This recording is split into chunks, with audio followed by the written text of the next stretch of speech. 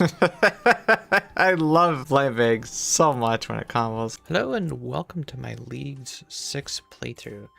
So at the outset, my plan is strictly to go for Dragon Rank. I'm not interested in doing point capping and redoing all those CAs that are just annoying to do, as well as training a bunch of skills post 99 all the way up to like 50 mil. I'd like to max if we can.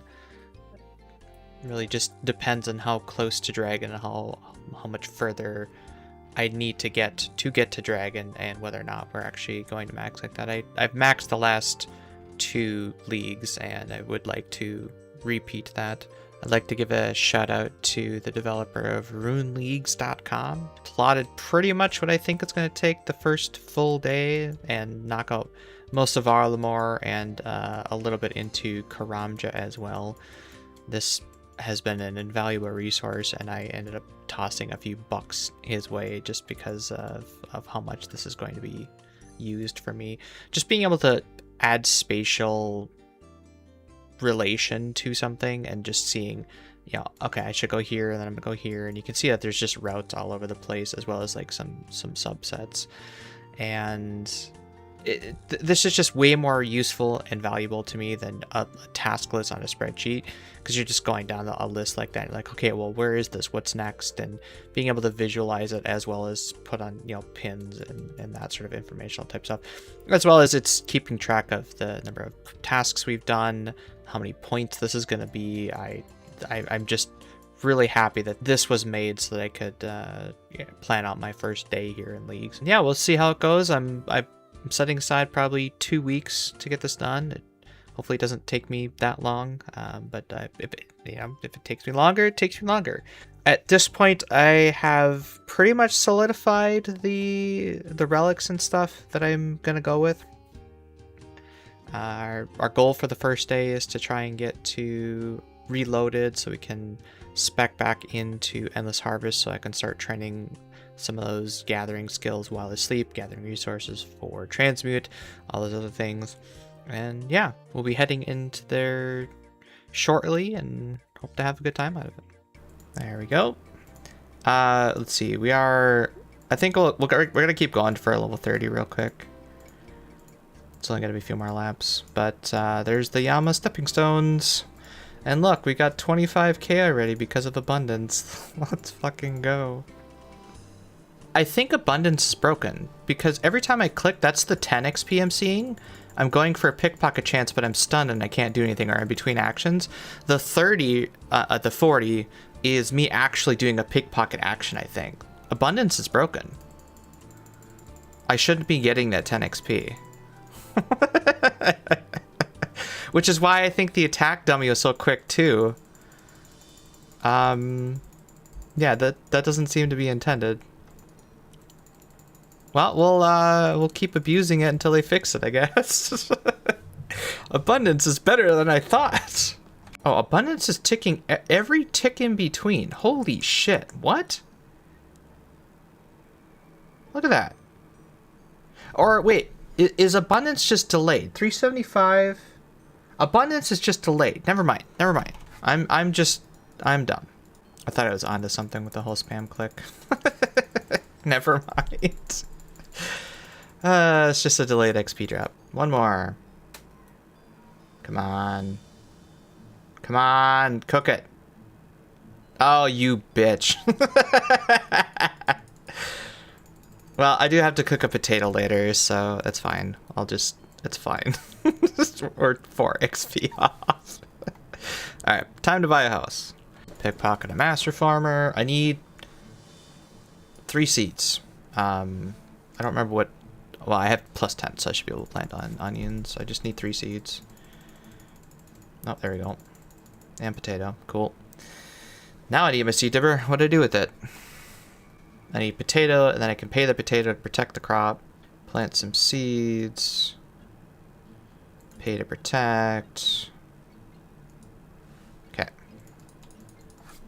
Have I gotten my relic yet? I can unlock a new relic. Let's go. All right.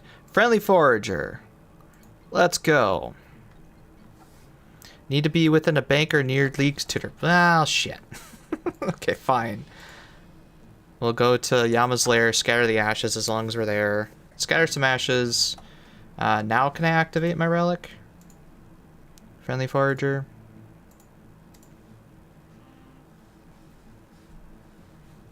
Perfect. Okay. Awesome.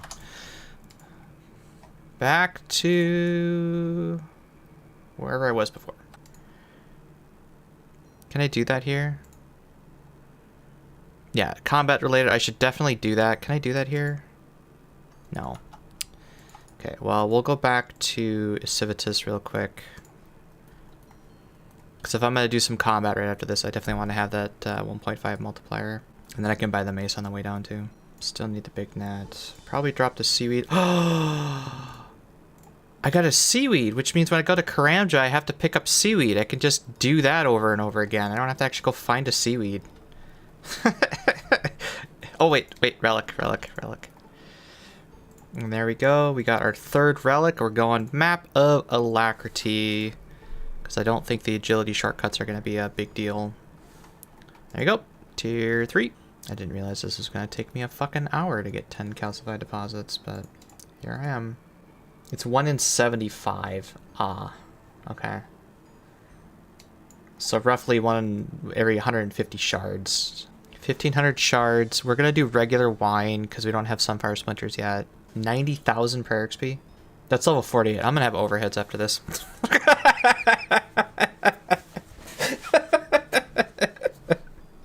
Oh, Leagues is so much fun. Just for getting 10 calcified deposits, I'm gonna have overheads. Okay, well, then it's a little easier to take on that Steel Dragon, because you can just stand in melee distance, pray melee the whole time, and just mage him. Then he doesn't dragon fire all that much. Yeah, awesome. I love Leagues. Empty. You can get Huasca from that? What? Oh, man. Prayer regens forever. Thank fuck. Oh, God. That's amazing. My max hit is still 6, which means my actual max hit has not caught up to my minimum hit yet. Oh, you know what? I didn't even realize. Keep an eye out for the Blindbag. Oh, there it was. He just did like a yep, there it is. That's great. I can't wait to have just boom, boom, boom, boom, boom. It's gonna be so good. Oh, you know what? I just thought of it now. Shit. Entity hider. We gotta turn off random events. Fuck. Well, let's turn it on and then make everything visible, and then when we see them, we can turn it back off. Oh, I'm so dumb. Help the clan out a bit, because I know I'm not the only one. I probably have missed a couple at this point, for sure. For sure. Come on, guys. Wow, they were helping. We're also getting a massive amount of anima bark for this, too, I see. We can get some good seeds from this too. Come on. Don't give up. Do another one. Come on. Yes. Oh, I was getting down to the wire there. All right. One forestry event done. So we'll take all of these and divergence. I want divergence for this. Okay, and so we'll put that here actually. Divergence. And so now that's just going to keep doing that. Every 5 ticks. Hey, look at that. Magic level's going up. And it's generating me money. Oh, this is so fucking cool. Actually, here, let's do it on the... No. What's my farming level? Can I do the next tree seed? I can just about do the next tree. So we'll do it on this one real quick. So that's Willow. Okay, and then we'll go back to doing this for a bit. Now I'm getting passive magic levels, and now I can cast Low Alchemy and cast High Alchemy, and here come the magic levels. Cool. So we're still making stocks. That was oh, we were gonna open this up. 1. Hey, I got the knife already. Nice. Can I wield it? I can wield it. There we go. Easy peasy.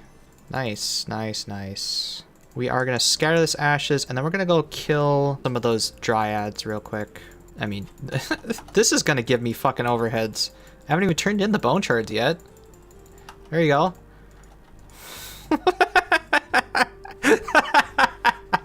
Oh, Transmute is so powerful. Just take random ashes and then convert them to infernal ashes. Easy. All right, there's overheads. Hey, there it is. Rune Axe. Only 13 KC. We take those. Again, I'll just reiterate. Do not wait until you're mid-combat like this. Do it early so you can use spells and they have a lot less HP. But all right, on to the next thing. Reach 1,000 total. Let's go. And there you go. We have the Karamja Easy Diary done. We popped it on rune crafting because getting early rune crafting levels is just awful. We also did the Kandarin and Artie Diary because we unlocked that zone. I think I'm going to put it on Hunter just to try and catapult that up to the higher levels as fast as possible. It's really the only skill that I think I'm going to struggle with just because I'm not taking that relic. Let's put that on Hunter and yep, cool. All right, on to the next task. We're just shy of tier 6. Oh, all right, that's a task. So there you go. Pay to get in. That was a shit ton of points. That was 200 points. Holy crap. All right. So that's tier 6 relic then. Can I can't do it here. Let's get out of here. We'll come back for this. Last retreat. I didn't realize it was going to be that good of a thing, but -1 mil GP, I guess. Relics, Larcenist, let's go. And also, oh shit! I should have waited on those lamps. I didn't realize the XP multiplier was here. Well, that would have been 30 rune crafting then. Shit. Well, anyway. Have to do a little bit of rune crafting, I guess. Alright, we got anti-fires. We got anti-fires. Repeat, we got anti-fires. And then we'll go do a steel dragon and a myth dragon. And with that, we should be full-on Blindbag. Ready to go. The other option is to have an echo, I guess. Overhealing doesn't help me, and the prayer bonus doesn't help me. But oh no, sorry. It'll only put me here. It won't actually put me at the Blindbag yet. But still, then I get a 20% chance of a Blindbag instead of sorry, 25% chance of a Blindbag instead of 15. That just sounds amazing. Okay, so we'll pause on the Herblore, I think. But we have anti-fires, so let's go take on a Myth Dragon and a Steel Dragon and see if we can survive that. Alright. Oh, so that one's tagged too. God damn it. Would you de-aggro? My god, stop. You're still aggro to me. Excuse me? Excuse me. Okay, give me this one. No, I want this one. Come here. No! Fuck you. God damn it. Give me this dragon. Stop. Come here. Yeah, there we go. Okay. Whew. All it took was 92 magic, Earth Surge, anti-fire pots, and a shield for no damage protection. Well, there we go. Steel Dragon is dead. And one more combat mastery to our name. Myth Dragon, probably going to be a little bit more difficult, but still, that's nice. There we go. Demonic Gorilla. Easy game. And so I don't think going up this path is going to help me much anymore. I really want to try to play into the ranged echoes, I think, at this point. I mean, this is going to be good for Hallies, and this just increases the max hit, which is going to be like 1 or 2 damage at this point. It's not really impactful. I think we're going to start going into this. And, you know, increase the chance to proc, make sure they never miss, and then increase the max hits. 10 packs done. Oh, wait. Flowers. 58. Okay, let's plant some white lilies too. Actually, there's a master farmer here. Let's just pickpocket him some more. I just need some flowers. Any flowers will do. There we go. Perfect. Thank you. I love this relic. Oh, what? I'm worried about disease? Nah. White lilies on the case. I love this relic. I just really wanted to make more glass, that's all. Okay, and then there's a tannery in Auburnville. Bit annoying. It's kind of far away from a bank. I grabbed hides. Boy, I'm getting tired, aren't I? Soda ash. I clicked on the white thing. Oh, man. Okay. Yeah, we're running on... What is this, 14 hours straight? Man, I'm hoping to push another, like, 8 to 10. Oh, well, I was AFK, and there we go. 99 magic. And I believe what that means we also get the next relic, which is going to be Culling Spree. Thank you for those free 400 points there. And then we're also 8 tasks away from the next area as well, so we can potentially start Slayer soon. Oh wait, we can equip all this stuff now and then get rid of it.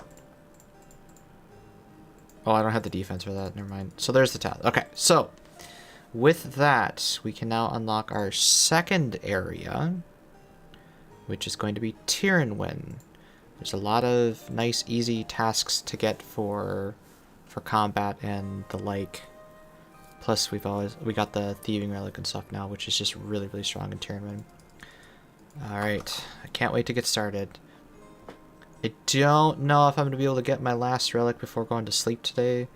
We are going on 20 hours now, so it's a little unreasonable to think that in the next 4 or 5 hours we'll be able to get the same amount of points it took us 20 hours to get. It does take a while to get going, don't get me wrong, but yeah, we'll see. This relic is, by all accounts, just better than it was last league, and makes sense because it's a tier 6 relic, whereas I think last week it was a tier 2 relic, or a tier 3 relic. Probably tier 2, because tier 3 is usually the teleports, right? Last league, this relic did an AoE pickpocket, which was kind of cool.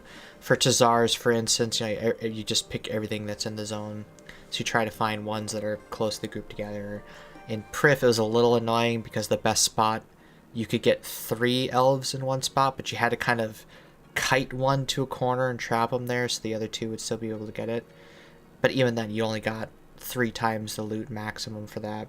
And now it's just flat up, just straight up 10 times, and just pick any elf, and there you go, you got 10 times the shards. I'm glad someone talked me into it. Just after considering, like, I don't have a good smithing solve. This also solves crafting at the same time. And then because the map of Alacrity is like recall for rune crafting is not going to be as big a deal as I thought it was going to be without the soul harvest. And then prayer with transmute, being able to bring everything up to it. There we go. There's some elite clues. Okay, let's move on. That took... I didn't realize this was like a 1 in 1400 or something when I started out on it. So we went from like 60 to 80. Anyway, moving on to the next one. Alright, and that is another relic, or another pact. So what we're going to do with this pact, because I assume that's how it works, this is going to increase my ranged echo chance from 5% to 20% every time I attack with a 2-handed melee weapon. And, it's been actually an interesting buff because those ranged echoes are giving me ranged XP. That's the only way I've trained range at this point. So I kind of like that. We'll keep it up. 12 HP. Just die, please. There. Thank you. Oh my god. Okay, so do not recommend doing that solo. Get a group. That was like, I don't know, 20 minutes or something. But we got a demonic pact. I think the one that's more valuable is making sure that they never miss. And then we'll go for that one next, I think. Eventually we'll go down in here for our double build, but for now, never miss. Yes, apply. Let's get some teleport crystals and do some thieving for a bit to unwind from that. What do you have for available? Ooh, Dragon Halberd. There we go. There's some two-handed heavy weapons.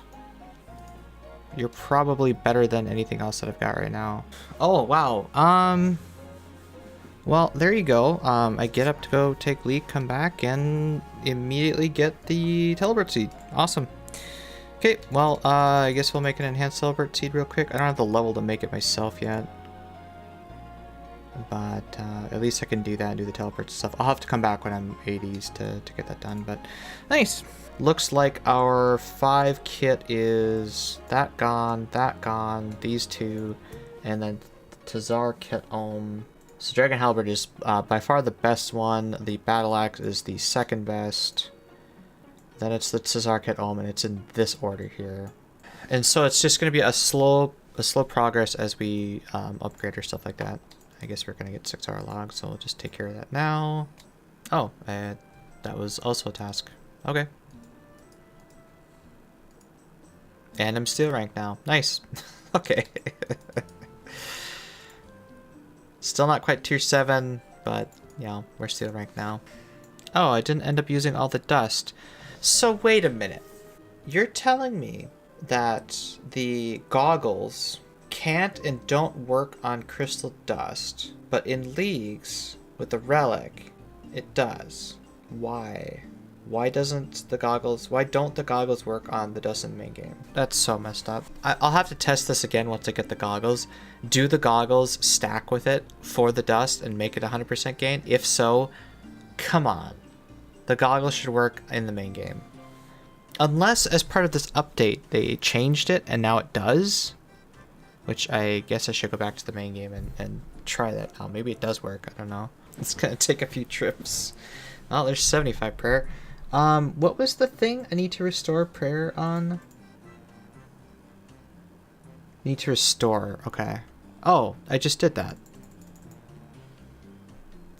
I was the mentality I was just thinking about, because it's so late at night. It was like, well, I should turn my prayers on to drain my prayer at some point, so that when next time I hit the altar, I can restore 75 prayer. Well, there you go. I did it without trying and by accident. Almost 24 hours here. We're barely keeping it together. Oh, there it is. All right, easy. Cool. So that's taken care of. Let's go. Now do I have the magic or the prayer level? Watch, it's like 1 each or something. There we go. Okay, prayer level 15. Cool. And as I said, we'll save this for the Guardian. Probably we'll have to do clues in order to get that plus 30. And, you know, this will be a plus 4 bonus over my myth cape once it's trimmed. And yeah. So it turns out I overshot my estimates a little bit, and this is just probably the end of a 24-hour session not thinking clearly and whatever. Point is, we're at 92 prayer. The last thing I'm going to do tonight is get this demonic pact point and essentially complete our ranged echo build for now. Yeah, so that's 13 points. I'll need to look at the path a little bit in more detail to figure out where we want to go next. Thinking maybe some more accuracy to all styles as we work towards that, or potentially, you know, go into the double build. Overall, our relics, pretty good. I didn't quite get to where I wanted. I'm only about 2/3 of the way there. Just shows how much time and effort goes into doing that. But we'll pick it up tomorrow, thinking Moxie, try to complete that boss, go into Moons, and we'll see where we go from there. Oh, there we go. Looks like that one was fixed. I ended last night with the base levels not counting, so there we go. Easy 4 tasks. I'm just reading through the problems and hotfixes blog right now, so doing a little passive thieving, which means we'll probably go do some construction, because that's also another really easy task for base 40s. And That to level 50 and 1 Slayer level to 50, I guess smithing. So like we could pretty easily get base 50s with this. So yeah, cool. Good start. You know, I was clicking up here to walk over here to get the crystal tree. Didn't even realize I accidentally clicked on the snape grass. Started harvesting it. Oh, it's a task. Completely forgot that this was a task from yesterday. Yeah, their goal of you can click anywhere and it's a task definitely plays out sometimes. Okay, so we just re-logged because King's Ransom was still not read. And then we opened up our league. So yeah, right after this farm run, once we start upstream, I think we're going to go get Piety because we can do that now. Look at that, almost 1,000 points for that because of the double D queen. Okay, so that gives us the prescription goggles. Let's go. Actually, that's not a reward in and of itself, I guess, huh? Well, we'll have the secondary save at least. How many do we have left over? We can buy, looks like we can buy 10. So let's do the minigame a little bit more until we can buy 27 and hopefully get level 80, 80 as well.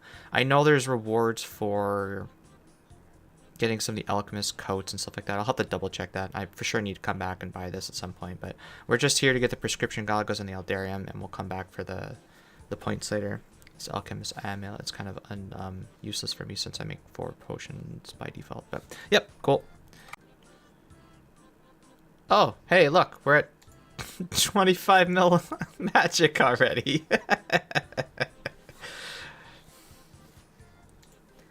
And that's why you got to keep this casting no matter what, because you're just getting that stuff, but still. Transmute OP, definitely going to be my 200 mil combat. There we go. Okay. All done? Oh, we got defense for that shit too. Alright, well, we don't need the defense level then. Cool. We now have Piety unlocked, thanks to Jagex fixing the King's Ransom. I think we're going to head up the Abyss next and try to get some of that runecrafting stuff. And then maybe train a little bit of runecrafting. There's no free 1,000 chompies anymore? Oh, sure. Oh, sure. That bug you fix. The things insta-dying and losing attack options, which is the only way some people can get whips and access the Abyss, that slides under the table. But God forbid you got a free 1,000 chompy kills. Do I need to have the bow? And maybe it's on the bow. Please, I don't want to kill 1,000. Well, it'll be, I think it'll be multiplied by the, at the multiplier. But if I have to kill chompies, I will just, I'll come back. I'll go and do my Slayer task while I wallow in self-pity. Check kills. 0. No!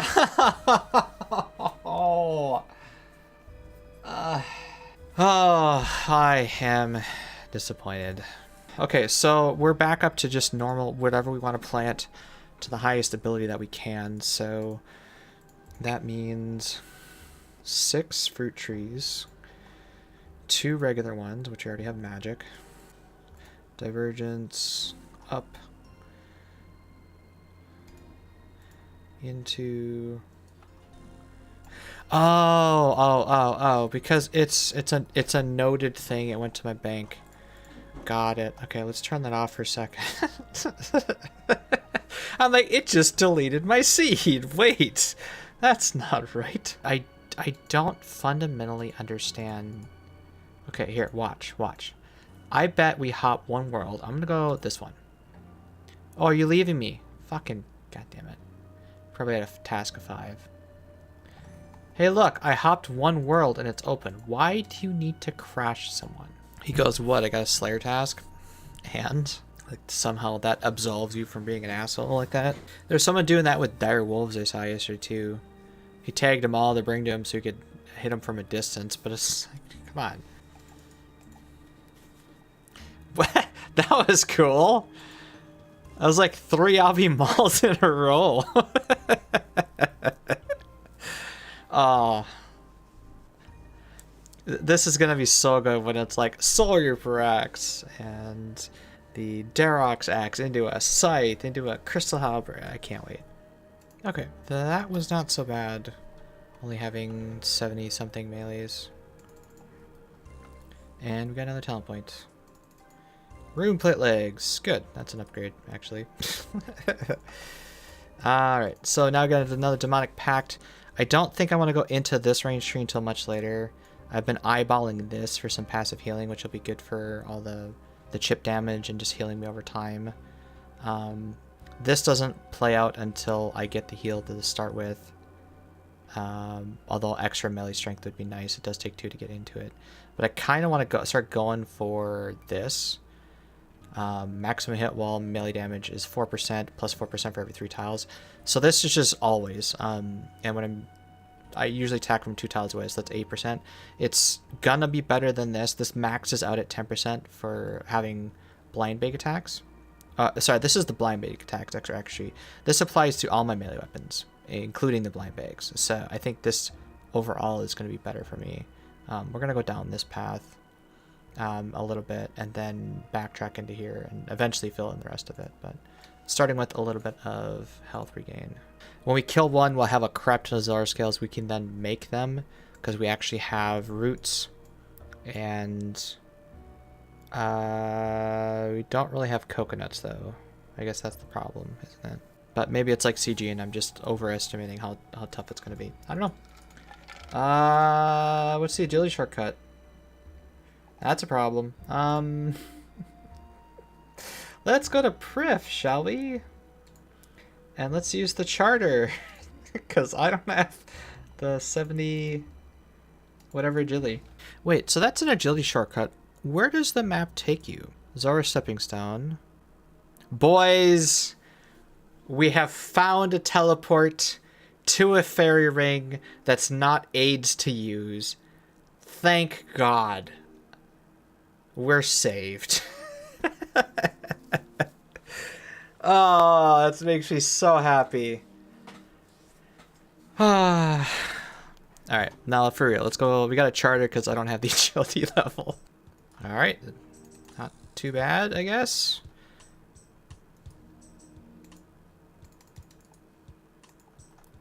We'll definitely come back and once we have a better weapon, but not terrible. Didn't need to resort to mage. And now we can make antivenoms and finish the diary. Probably have to go get the 1000 KC when we're all done. Cool. So that's 2 tasks for that. We now did easy and medium. Alright, before we go back, is that everything? That is. Okay. Except for the one hunter thing that I need to use the lamp to get my hunter up to be able to do that. Alright, and there we go. Easy and medium done. We're going to use both of these on hunter because it's the last task I need. Hey, look at that. 57. And then this one hopefully gets me to 59, which is just what I need to catch a dashing kebbit. So I'll be right back. There we go.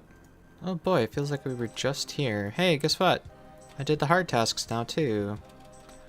Awesome, thank you. And we're gonna put this on hunter as well. Hey, look at that. We're 66 hunters. Then we also need this dashing kebbit fur to make a spotty cape or something like that. But also, with that done, now we can go get our crystal halberd.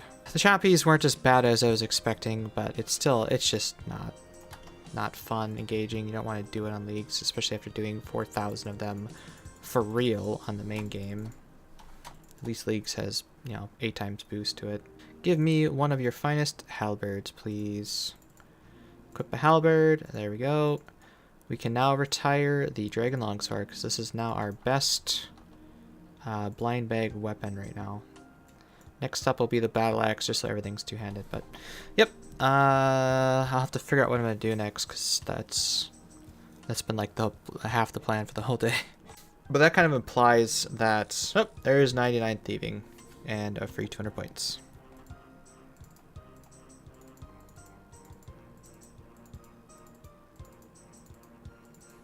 Eat shit and die. Blindbag is so much fun.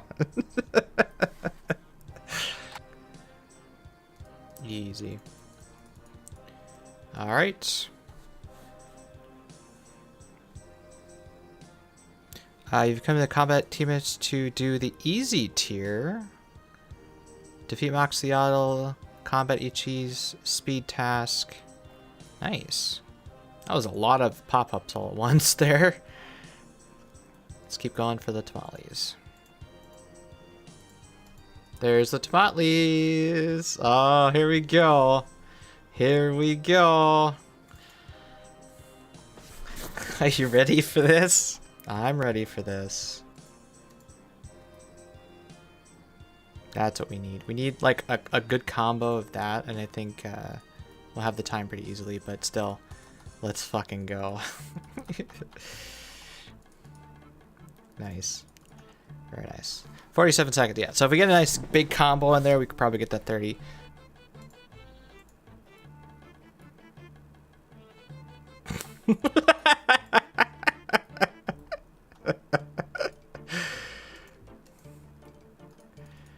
Okay, that was cool. Jesus Christ. Oh my god. Yeah, there's the speed chaser.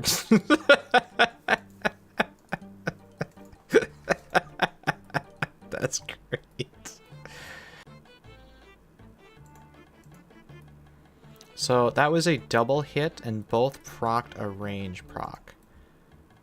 So it does trigger per hit. So my Blindbag is definitely going to trigger a lot more with multi-hit. Are we sure that Scythe isn't just going to be better than a Halberd?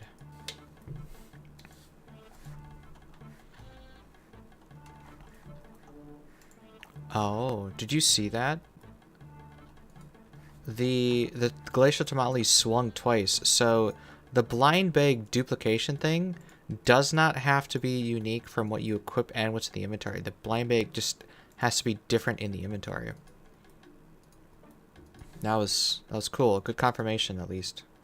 How you liking melee so far? Oh, I feel like I made the right choice. I don't care if Air is like, oh yeah, big DPS on paper. This thing is fucking great. I can't wait to get the Blood Moon. Blindbag. I haven't gotten the Bluetooth Halley part of it. This is just the Blindbag, and Blindbag is super fun. Plus the ranged echo hits. It's just hit splat after hit splat after hit splat. And I don't even have good strength and stats yet. I have no strength on my gear aside from necklace and bracelet, I guess. So it's only up from here. I'll have to do a DPS calc on Vard to see if... well, surely by the time you do Vard, I'll have the Noxious Halberd and I'll use that. Okay, pity rate 40. Hey, there's the orb. Called it. Good job. And a 20-second PB. All right. Well, let's go regroup and we'll give the Echo variant a try. Let's give it a try. Yep.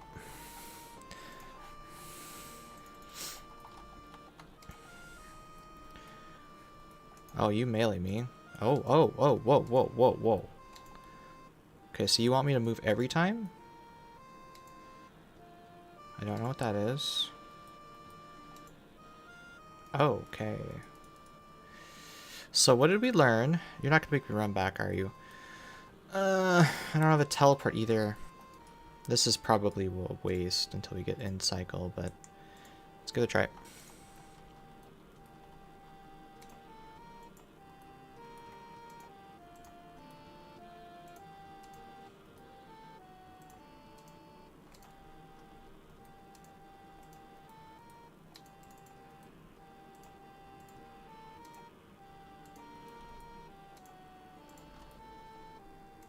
So that's not a lot harder to hit.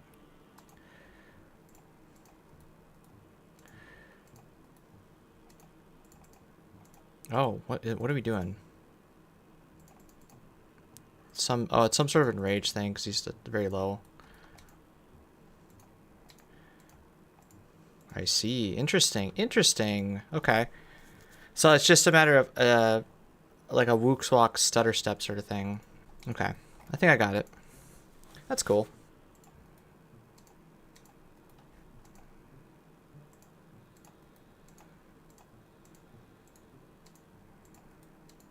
Oh, and it speeds up your attack speed too. That's cool. That's cool. I like that. I like that a lot. That I love when you reward executing mechanics and then it makes you do more in response. That is awesome. That's cool. I like that. I like that. So, you know, start up here, get a blind bag, work your way up to this. And then after I got here, then I went down into the ranged echoes. Because, or sorry, after I got here, then I got the ranged echo hit, and then I took a detour and got these, because this makes the ranged echo hit 20%. This means they never miss, and this has a 20% chance to max the hit of the range hit.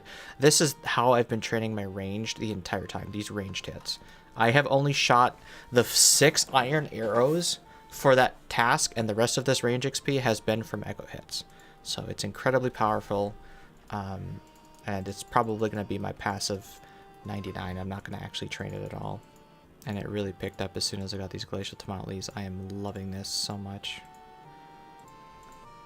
There they are. All right. Now we game. Now we fucking game. It is over. It is over for you, Jad. You're up next. Alright. Near miss, tank to hit, face shut on, so that's all melee. Design the healers, and veteran. That's a lot of CAs, plus a fire cape. And a demonic point. Which means, demonic packs. We now have the extra powerful blind bag stuff. Very, very fun. And so what this does, increase the max here of your things by up to 10%. So this thing, they normally hit like, say 30s or 40s, right? So this is an extra 4 damage, 3 damage per blind bag of their max hit.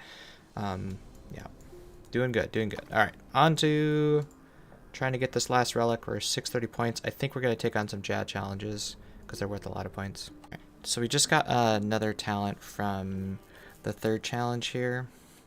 I think we're gonna start working towards this. We're getting really close to unlocking Morytania, as you can see. So we might start making the push towards like a halberd build. The Echo Huntlift is also right around the corner, and we're probably gonna want to spec like into this. And as we get to 92 Slayer, 93 Slayer, in short order, all of the Kandarin ones open up. So there's one for Kraken, one for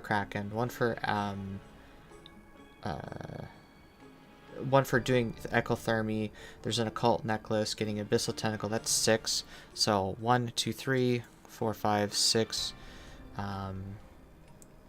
Probably, well, once we get the halberd, then we can do this. So that's like 7, and then I'll have to figure out where the other ones are going to come from.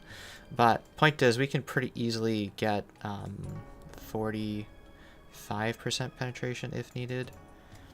And if that isn't enough, then we can spec into, or we can like respec out of blind bag and just do hunt left without the blind bag. I'd really like just to leave it alone and keep going, but if we need to respec, we will. So yeah, we'll start going up this path, and then hopefully by the time we get up to Iraq Soar with the halberd, we can do that. There we go. All right, now let's do the Forager challenge, which should basically get us the rest of the points, and then we can unlock our last task, or our last relic. Okay, that's not too bad. It's just a matter of taking your time and whatever. Unfortunately, both of those times I was doing melee the whole time, but maybe the blind bait counts as a range hit, or the range echoes trigger that. I don't know how to not do that, because I did both 2 and 4 with melee, but it didn't count towards that, which kind of sucks. Anyway, so we are 30 points away. Let's find a real quick easy task and get Endless Harvest. Alright, so we just did a quick run around all the bells because I saw that was worth exactly 30, and now we can unlock Reloaded, Yes. Which allows us to take Endless Harvest at last. And then we can start doing some AFK training while we're sleeping. Amazing. Can't wait. 32 tasks left to get Morytania. So I'm going to sift through the list, see if I can find some pretty quick ones. Would be cool if I could get this done today and then tomorrow start in Morytania. And as we're working through that, you know, start some Slayer and stuff and hopefully get the Guardian before we start doing any real PVM. Okay, and with that we have unlocked the ability to get Morytania. So we officially have all the areas unlocked. That's great. It's kind of a good place to stop for today then. There are 4 relatively easy points of demonic pacts to get from there, which means we can go straight to here, or even potentially 1, 2, 3, 4, and you know, get these range echoes to hit.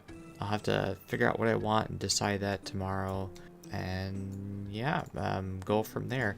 I think we'll do that, and then I really want to get back to do Perilous Moons, because this is great, but Blood Moon is like a next step above this for dealing with Arachnis, Araxor, and a few other things. So with that, we'll do Araxor to get the Halberd, and then we'll be full on Bluetooth Halberd spec at that point. So good place to edit, like I said, and we'll continue tomorrow. I gotta say, it's really nice logging in and seeing a full herb bag. So this is our first night of doing barb fishing. You can see that we did quite a bit of it.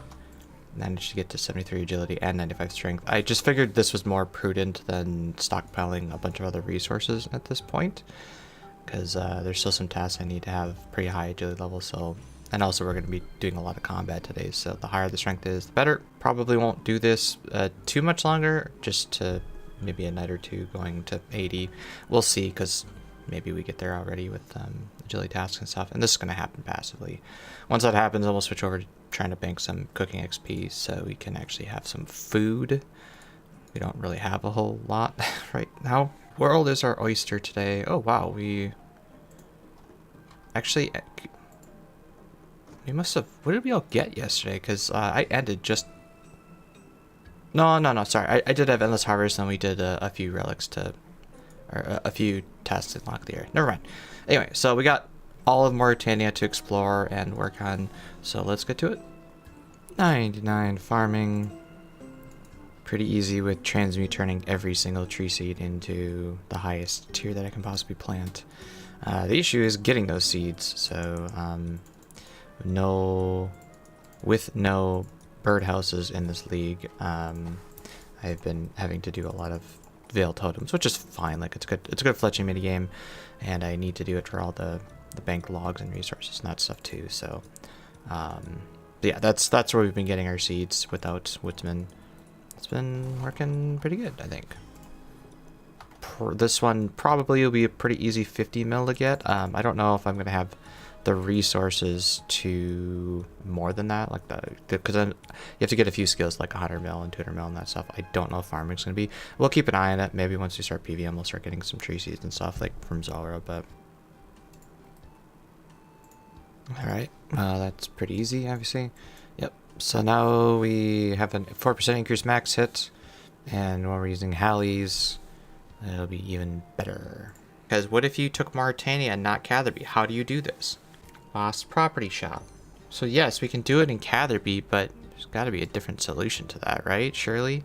It's probably in like a general store or something down there. Oh, that's where you can get the barrel chest anchor too. Trade. Hey, there you go. Nice. Can't use that. Dracon's medallions, handy. Actually, we'll just buy a few. Oh, and there's the flail. I can bless with this? Ah, right. That is a good find. Thank you for that. I can buy the lunar ring? How? I don't have that quest done. I can buy an Avis device. Wait, I can buy an accumulator? Oh, shit. Here we go.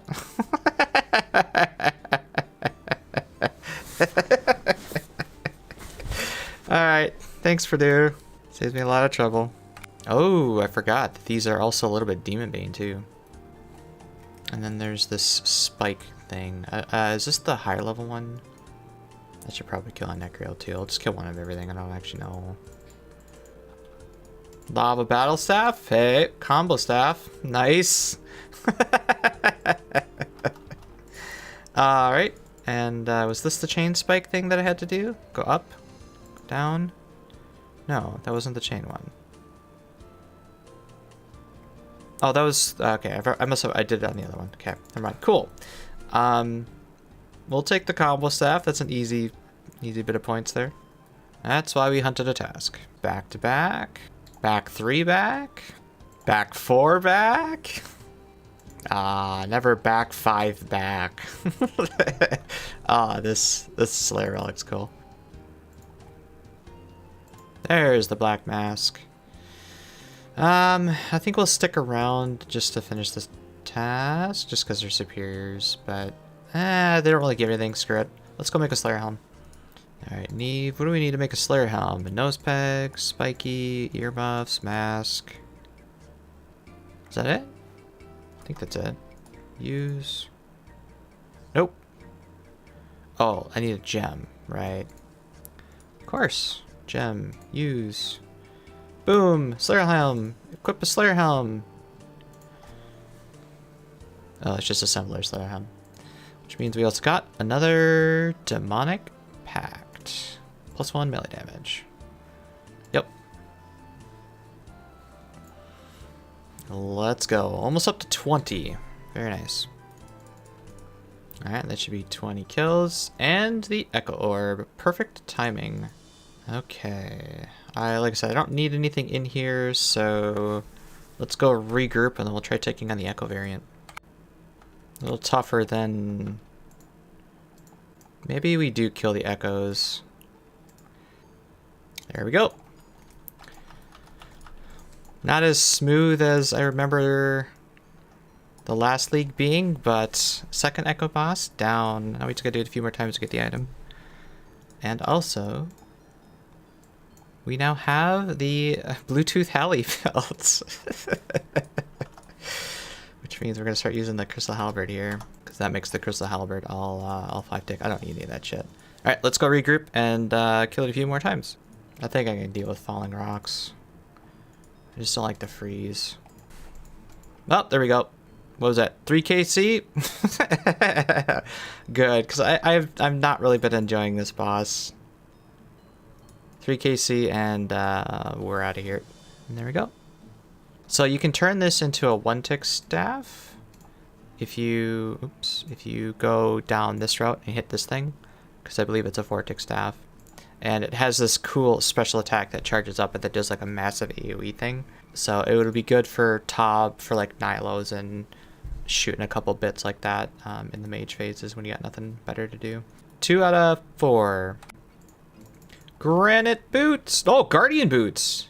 All right. I forgot that was a thing. Thank you. Best in slot until Avernix, I think. They're better than the... I should probably focus. 6? Or is that 5?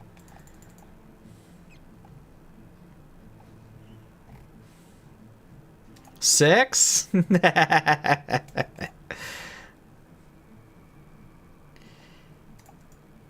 Never 7 back. So unlucky. Just like that. Alright. And a Varrock's Helm. Alright, nice. It's actually massive for for this reason right here. 50% prey bonus. You get strength bonus. The helm has +3, the chest has +5, and the plate skirt has +4, so that's 8, 12 in total, +6 strength bonus over the obsidian, so it's better than my obsidian actually. Tank legs, alright. It's a mismatched set, but good enough for Perilous Moons. Where is this wine? Oh.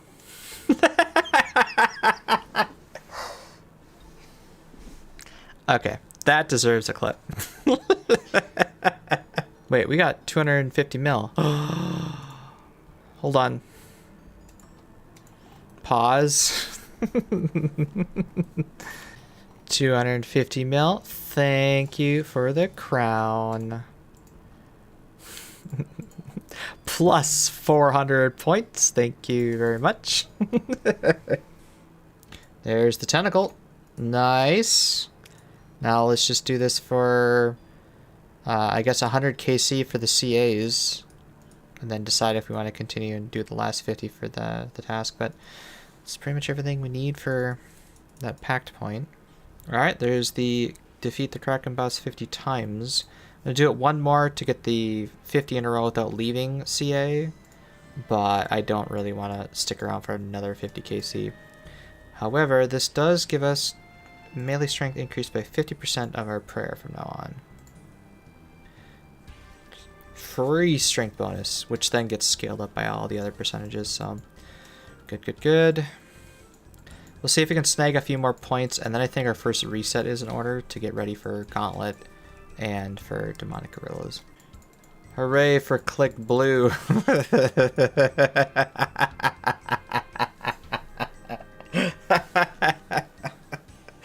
Oh, you guys have it easy. Oh my god. Like, every time a new quest comes out, everybody's just like, when does Quest Hopper get added? When does Quest Hopper get added? And yeah, I can see why. My god. This just dumb. I did this on release, and that took me quite a few minutes to figure that out. You guys are spoiled. Can you send me to the mines? You want to go? Alright, here you go. Oh, we get double resources. Hell yeah. Oh, that's lovely. And it doesn't deplete, right? Oh, Endless Harvest wins again. Oh, no regrets. No regrets. Now, to be fair, if you had the flow state, it'd mine twice as fast, but still. No regrets. Alright. Where the hell do I go? Hey, we finally got some blood shards. Only took 3 times rate. Yeah, you get 10, so that's enough for the rest of the league, basically. Alright, we can finally move on. Alright, equip the shard. Yes. Yes, now it has 30. And there you go. One more Demonic Pact. Now here's the thing. What do I start speccing into? Because I basically hit the edge of what I wanted, and I don't really want to go up into this powered staff thing. I kind of want to go down to this double echo hit, which will get me another 50% accuracy on the way there. And then to finish it, I guess it's up and around to that. That's where my build was going to end. And then I'll figure out after the respec what I want to do with the hell yeah. So I guess let's go down, get a little bit more accuracy, and work towards that the ranged echo hit thing. It's crazy that every sire event gives me 800 plus another 32 from the abundance. And because the chalice reaches so far, because that's how I have to stun it, I can get him down to like sometimes a half health before he even comes off of the throne. So he immediately phases. There's an unsired. It's probably the only time I'm actually hoping just to give me a whip, because it's actually like a huge combat thing. Bludgeon. Well, we'll take it. Maybe we'll get a bludgeon. You can't wear this item. What did you try to blind bag that I couldn't equip? What? Did it try to grab my bludgeon claw because it has bludgeon in the name? Is that why my blind bag's been absolute dog shit the last couple kills? Because they're trying to equip this thing? Really? Okay. You know, maybe the Blood Fury is not enough. Or the 10 shards is not enough. Just from the Sire task alone, because all the blind bags are also doing it. I'm down 1,200 charges already.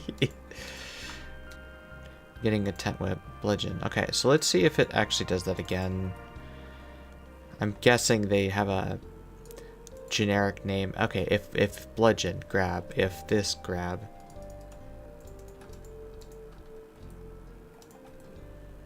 Please let it be the bludgeon. Or dagger. Dagger would also be a nice 200 point boost. But I think at this point we will stay for the bludgeon because, again, 50-50 shot and it's that. If it is bludgeon and we go to 50 KC, I think I'm going to move on. I don't really want to do any more sire. Dagger. Alright, well, 200 points. We'll keep going. Well, that was a lot of points. Multiple achievements on one. And sire basically done. We're going to keep going because, again, we're one piece away from the bludgeon, which is another 200 points on top of that, and we could potentially get the whip yet from him. And yeah, but if we do get the bludgeon, then we'll go kill number ones for the whip, which again is another 200 points, and puts us about 1,200 from tier 8. Is this it? Is this the one? Bissell head. Can that be stuffed?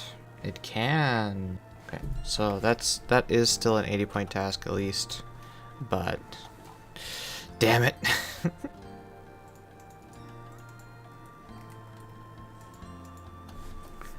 Alright, number 5. Yeah, there we go. Alright, let's go build this thing, get another 200 points. I'll go kill some baby abbeys. Equip Bizzle Blizzard. And just based on like the strength and accuracy of this one, I think it's warranted that we retire the Glacial Tomatlis with this one. Well, hold on. Does our kit? Oh, no, maybe not. Hold on. Bissell Bludgeon. No, okay. So what I think, it's a direct upgrade over the Tazarket Olm. So I think we'll do that. Stat-wise, the other three are obviously better. This one is kind of a side grade, but I kind of want to keep this until we're done with Perilous Moons. Then once we get the dual mocks, then the Glacial Tamales will be replaced by the Infernal Tikpotals, which are effectively the same. This one just has a little bit of Demon Bane in it, but we're going to replace the Tazarket Olm finally with the Bludgeon. There's the whip, finally. Okay, well, we'll finish up this task, I guess, as long as we're here. Just gotta combine this with the tentacle, and we got another combat achievement. Yep. There we go. And this comes with a massive 35% accuracy. Hell yeah. Which is good, because I'm gonna go try killing PNM for a whole bunch of points. And also it gives me another point to use. So, yeah. Let's go give PNM a try. Sleep Tight, Terrible Parent, Nightmare Adapt, Solo Speed Trialist, Solo Speed Runner. Jesus Christ. What was the PB? 10 minutes and 58 seconds. Wow. Unfortunately, I must have messed up somewhere. I thought I was close to perfect as well, but still, that's a lot of CAs for 1KC. I will take it. Now on to PNM. 5 in the morning, Soul Nightmare, and PNM. 7:30 Speed Chaser, let's go. Yeah, if I had to tank a lot of the Sleepwalkers just because I didn't have a Halley, and then there's a lot of downtime. I should have brought one Halley for the range. I don't know if I could reach it from the edge or not, but anyway, point is, it's done. Demonic Pacts, one more point, and then we can get double Echo Chaos hits. It's gonna be amazing. Whew. Okay, and then we are 310 points away from the next Relic, so I'm gonna try to do that, and then we're gonna hit the Relics. We're getting Minion. I can't wait to give this a try tomorrow. I've only got the 2 right now. In order to get more, I'll have to do clues. What the? Yes, cool. So his minimum hit is like... I can't summon your mini here. Okay, well, his minimum hit is now 14. If you get 3 more Zamiams, I can raise it up to 20, I think. More than likely, I have to do clues and try to get like a Zami Blessing and maybe some of the Vestment Robes or something like that. So Might be on my to-do list tomorrow. It depends if I really want to start doing clues or not. I should buff it up as much as I can though. So anyway, that's where we're going to end the third day. We have 25 out of 40 demonic packs, with us getting very close to a few of them tomorrow, including getting a Raxar. So we'll get the echo range hits, and then I have to reevaluate where we are in the progression, because there are a few nodes like this one and this one I'd like to hit yet before moving up into this area here for more accuracy and some overkill. Anyway, my voice is shot. Been talking all day. I will catch you in the next day. And that's how you kill 5 at once. It works just as well as the main game. Body, it's Kandarin thing. You gotta wear it. And then we can buy and sell. They sell back for 80%. So if you have 720, you can buy and sell everything and end with the torso. And then last but not least, we can get the fighter torso.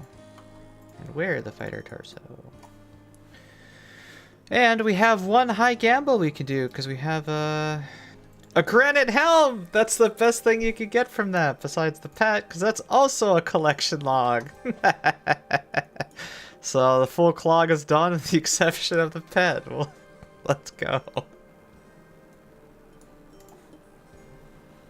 No, I have Sears Bank now. That's right. What happened to my tech pottles? Where are my tech pottles? Did I equip that? Oh god. The fated. Wield. Drop the infernal tech pottle inside the mansion. Too distracted by the coif. Bye. Yep. We just did that. Look at this. We've gotten all 5 of the bottoms and 3 of the tops, and not a single Zammy one yet. Game. What the hell? We got one more easy clue, and then I gotta pick. Is that Zammy? No, you piece of shit. Oh my god. Okay, last clue, last chance. Then we're gonna pickpocket, try to get some hard clues while I figure out, does Lunar help me with anything? Because there's a few instances where it's like, I gotta make so many pies. Boy, I don't have pie make. That'd be great. We have Lunars. So what is Lunar Diplomacy and Dream Enter a prereq for that we got access to it for? Because see, and the funny thing is, that makes Fremennik as a region pick even worse, because one of the selling points is, hey, you get Lunars and you get access to all the cool utility spells and that stuff that it offers, and Venge and whatever. Nope, you don't need Fremy for that either. You don't need Fremy for that cool Slayer helm thing. Alright, easy clues, you can go fuck yourself. We did 84. Let's look up the collection log. 82 rewards. Of the vestments, we had every single bottom except Zammy, and we've had 6 of the tops and no Zammy. We're gonna try hard clues. Fuck this shit. God damn it. If you cast Transmute from Lunar Spell, does it keep autoing the whole stack? That is an interesting question. I don't know. Oh no, I do still have it here. Sorry. Okay, let's try that. Standard. And my convergence here. Does that still work then? No way. So you can still cast Convergence infinitely. That's also a good shout. So when I go do Zara, I'll bring that with, because it counts as all nature and for the Cure Me and stuff. Okay, now, will it still cast it when I'm not on the spellbook? It does. Okay.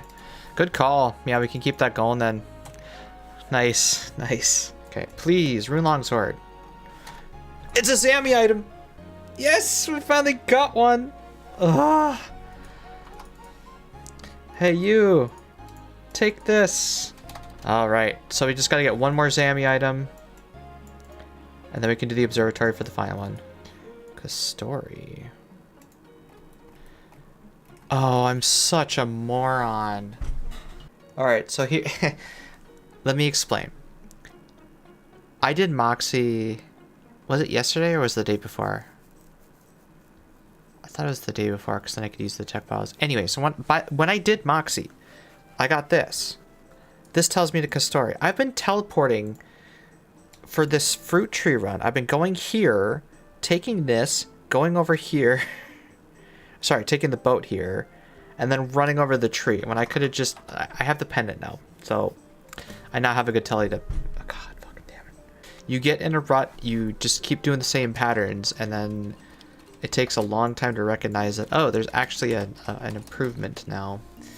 Okay, please, one more Zammy item.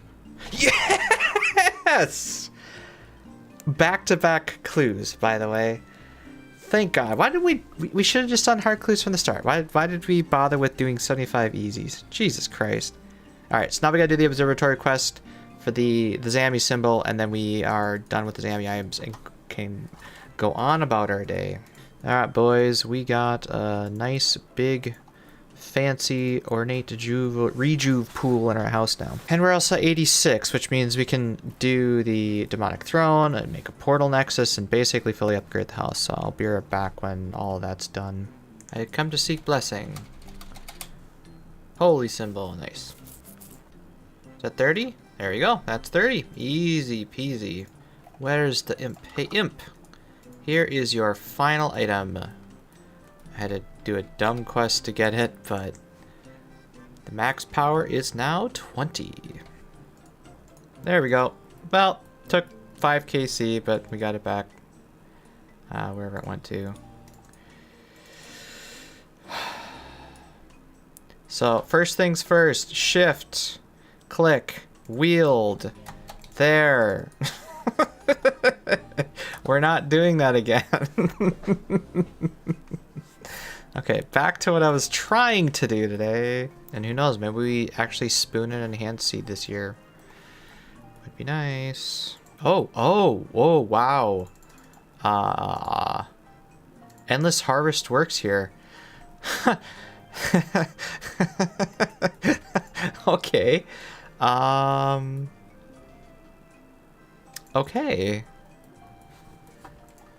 Was the,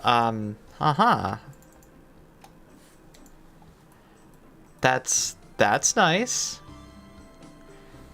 And it's 2 per, okay. So if you want to make tier 3, it wouldn't be too big of an ask, I guess. Oh, it's AoE. Oh, wow. Boy, I'm glad I waited till I had the minion.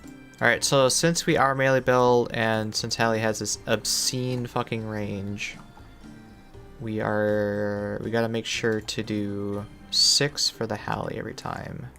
Why is the orb?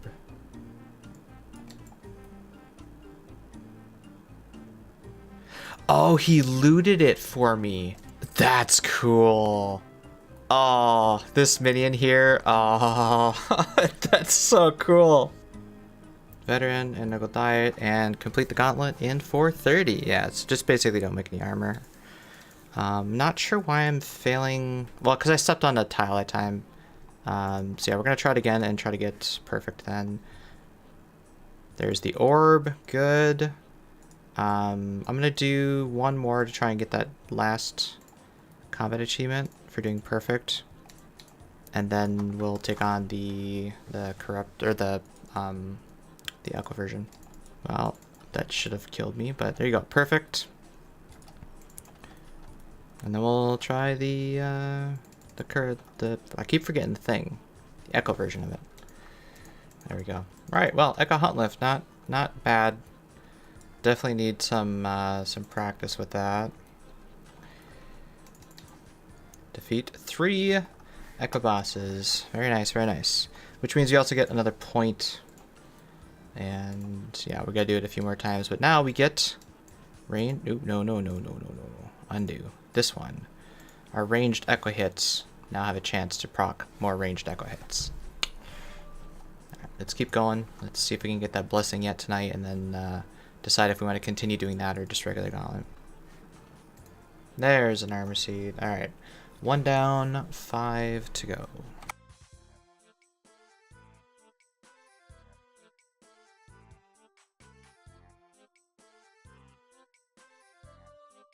There's the blessing. That pity rate was 60, but still. We now have a crystal pressing. It doesn't do us any good until we get 5 more armor seeds at least, so we'll keep going till that. Hopefully we get an enhance along the way. I'm going to try to knock that out yet tonight, and then we'll start tomorrow with crystal. Other armor seed? Armor seed number 3. We're still a little behind on the drop rate for those, but at least we're seeing something. Oh, wow, that was a lot of stuff. So that was 50 KC and also 100 combat achievements. And we're up to Addy rank now. Anything from the chest for that ward? Nope, never lucky. So is that is probably all of the combat achievements for Gauntlet. For Corrupted Gauntlet, yep. So we should probably do some normal Gauntlet just to knock those out in case we get lucky with some seeds and enhanced stuff like that. So let's do that and get the points for doing all those combat achievements. Yeah, that was like everything. No armor, wolf puncher, perfect. So that's everything but probably the, well, it should be everything but the tier 3 armor, right? Yeah. Okay, perfect. So we'll do one more with tier 3 armor. And good to go. There we go. Alright. Complete all tasks for 5 bosses. Took 2 tries on that one because I must have forgotten to perfect one of the weapons or armor or something like that. I don't know. But easy 400 more points, I guess. Nice. Armor seed number 4. Thank you. Number 5. One more, and then we will take a break. There we go. Alright, that's 6 armor seeds. Let's go make the armor, and as I said, we'll come back for the enhanced later when I'm more refreshed and actually want to grind this up. But let's go craft that armor real quick. We do have a lot of excess shards here, so what I'm going to do actually is get 5 smithing levels real quick. So that way we can make crystal enhanced keys. We'll train the smithing probably after Gauntlet, so I'm not going to fully power them up or anything until after we get the 50 mils. I'm also curious to see, you know, just the rough calcs on, you know, where thieving will end up versus the other two. Last year I had to pretty much go to 200 mil in order to get enough shards for smithing and crafting, but this year with it being 10 times the multiplier instead of 3, it almost seems like it might be a 1-for-1, in which case maybe we just don't charge them up until the very, very end. And yeah, anyway, so let's make a few, and I'll be back once we hit 75. That was a single craft. We almost got to there's a reason why this is insanely fast XP. 200k. It's like building demonic thrones. That's how good this is. In fact, let's change the left click to revert. We can now make the enhanced crystal keys. Very nice. Yeah, and then after we're done with Gauntlet here, we can finish up some of those dyers that were being held back by smithing here. Full crystal. Alright. So we cashed in a little bit of our shards to quickly crank out 99 smithing, crafting, and finish the full crystal set. So there you go. Like I said, tomorrow I think I'm going to go back and try to get that enhanced just to make Bofa. Bofa's good for closing distances greater than 7 with the halberd, you know? So I'm thinking like the corners of Zuck during the Inferno, you're not going to be able to reach that. You need at least a 9 range, and yeah, halberd's only 7, so you can't reach him from the corner, and that's where like a Bofa swap will really help with that. Good way to end of the day. I ended up catching up to my average, I'd say. The first few days I've been averaging like 9k-ish points a day, and I'm almost there. The average is now closer to 8, little over 8. But you know, if we wanted to, we could pretty easily knock out 50 mil thieving and then get 50 mil crafting that at this point. We're working on Echo Hunt Lift, and we'll get it enhanced pretty soon, which is another like 400 points or 600 points, something like that, for making a weapon and then also corrupting it. So hopefully we see some more armor seeds along the way, although I don't want it to go that long. The more armor seeds we get, the faster we can use up these crystal shards, and you know, the higher XP per hour. So anyway, we're gonna wrap up day 4 there. See you tomorrow. Oh, we finally got a boss pet on Leagues. Nice.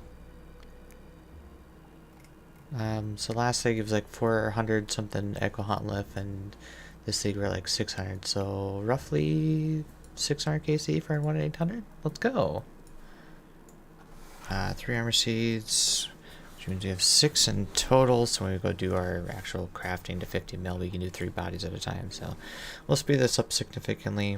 We're 142 KC over the drop rate of about, sorry, 148 if you include the regular corrupted gauntlet.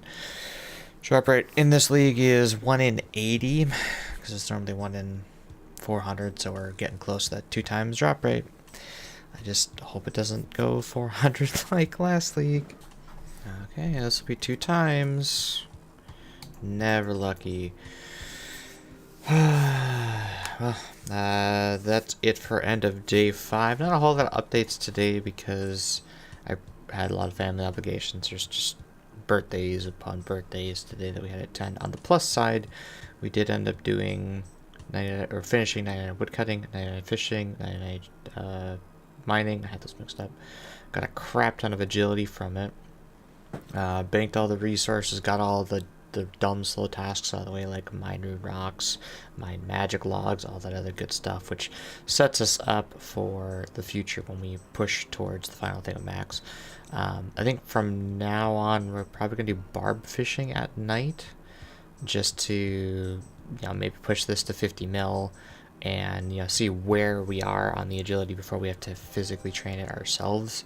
We've done a little bit, like a few laps of Griff and whatnot, but yeah, I think we're gonna continue with the barb fishing overnight and go from there. Past 241 KC, which means we're 3 times rate for this thing.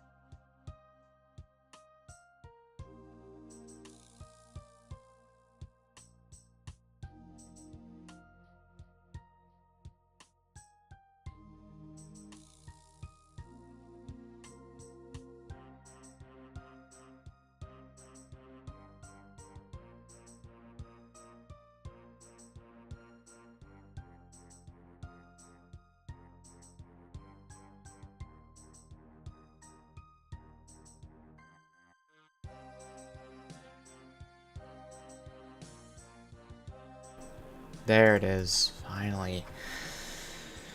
250 echo, 256 total. We're out of here. Alright, and then we will craft a bofo.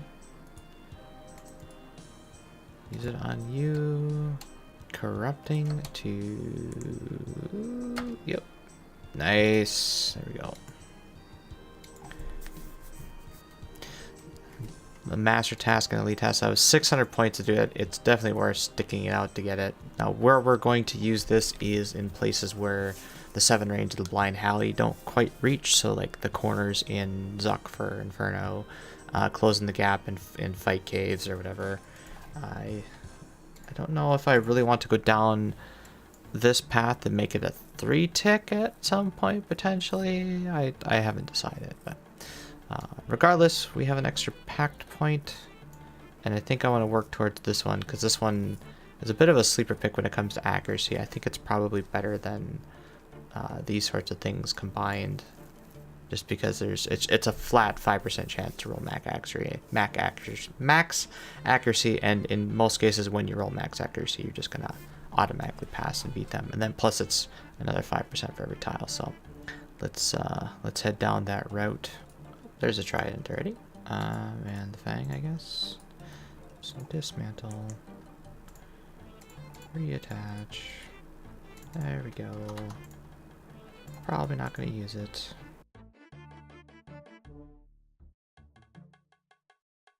What the fuck was that? Did you see that massive hit? Easy. Blow a pipe. Oh, good. Serp. Nice. Okay. Did anybody run the math to see whether or not Serp Helm for melee is better than Crystal Helm? Because the Crystal Helm's on like 2% or something, and this gives you raw strength as a baseline. I don't know. I'm going to use it for this and Araxar at least. 99 range without ever having fired a shot. All thanks to ranged echoes. There we go. Thank you. Well, it took 72 chests. So I think individually, well, for getting any Blood Moon unique, it's just like 1 in 11. And to get this thing specifically, it's 1 in 44, 45-ish. So good, we're done. Let's get out of here and head to Araxar next, I think. Try to get that Noxious Holly. Well, 12 KC, there's the Rancor. Now we just gotta get the 3 pieces of the Halberd. No. Halberd piece number 1. Second Rancor. Oh, good. That's what we were hoping for the Herbal grind, because we're not going to see that from Tob, and it's basically the only way for me to get wines. And it gets me up to 11 at least. Halberd number 2. 1 more, and then we get to decide how long we want to stay.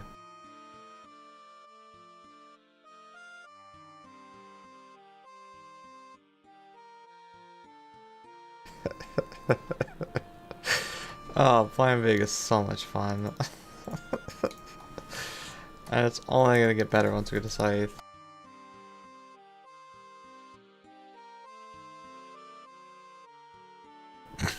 Jesus Christ.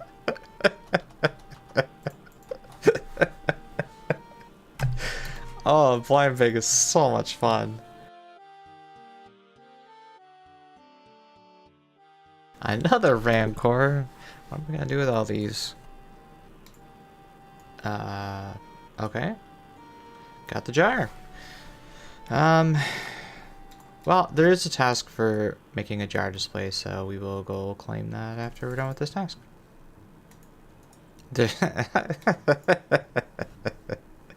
Okay, game. Keep in mind those are not boosted drop rates, but now we have 2 and 119 kills. When I went pretty dry for it on the main game. Let's see how it is. You gotta be kidding me. Okay, are the jars boosted? Because that's number 3. We're getting this fucking alley tonight. If we have a little time left, I think I'm gonna go and see about getting some sulfur in Agua Blaze. When these double hitting weapons combo together and hit a lot, that's when I notice that the most of the range echoes hit, and they're a significant amount of the damage.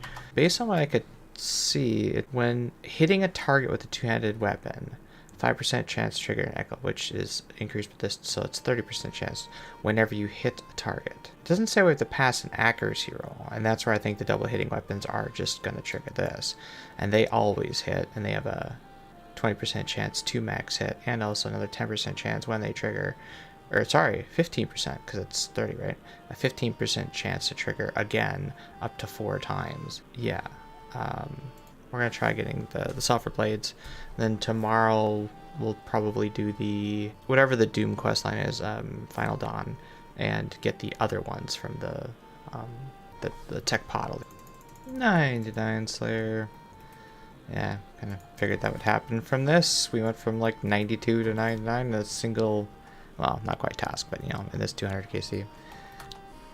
I highly doubt we're going to be able to push it to the next milestone, because this is pretty much the last Slayer boss we have, and Thermy's going to be pretty short-lived, I think.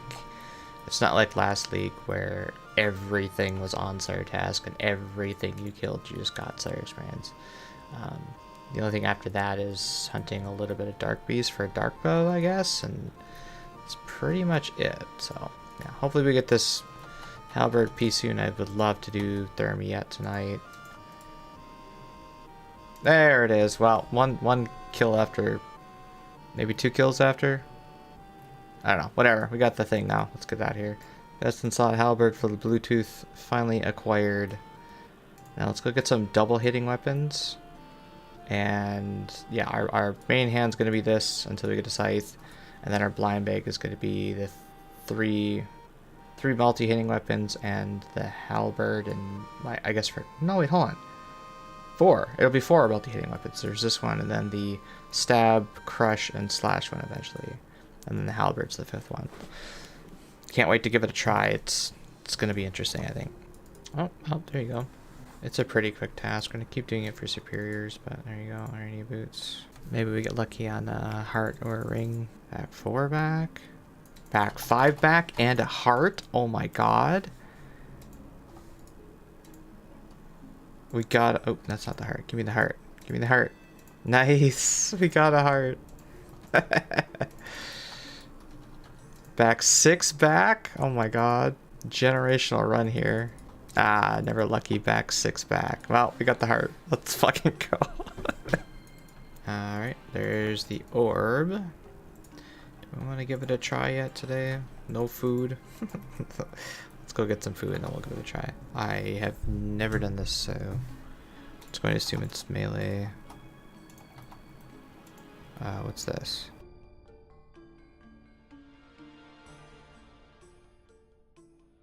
No. Interesting. Oh, you brought me back here. Okay, well, fuck.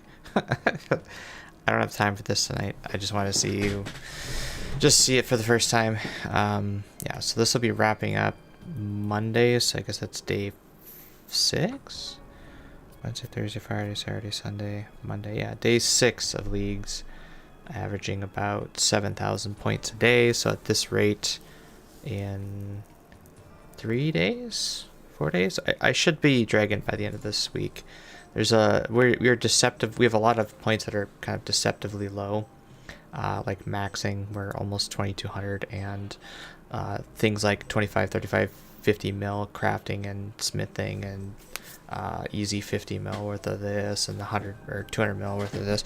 There's a lot of points in just leveling the skills, and then there's also the PVM that we haven't done yet.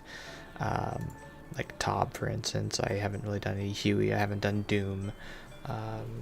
So there's still a lot of stuff around the game that I would like to do and get done, including, you know, diaries. There's, what did I look at? 800 points just for finishing the 4 elite diaries. So yeah, we'll start up tomorrow and try to work towards getting Inferno done, I think is tomorrow's plan for me. So yeah, have a good night. Oh, there we go. Easy. I only took 44 kills. Something like that. And now we have another dual hitting weapon. So to get the other one, the stab based one, we have to do the quest. But I think at this point we can... I'll check the strength bonus, and it's either going to be the Chally or the anchor going away. And just keep focusing in on these multi-hitting. There we go. Just shy of 5 times rates. At least, yeah. Yeah, you can get it mid-quest. Okay. Alright, let's finish this fucking quest then.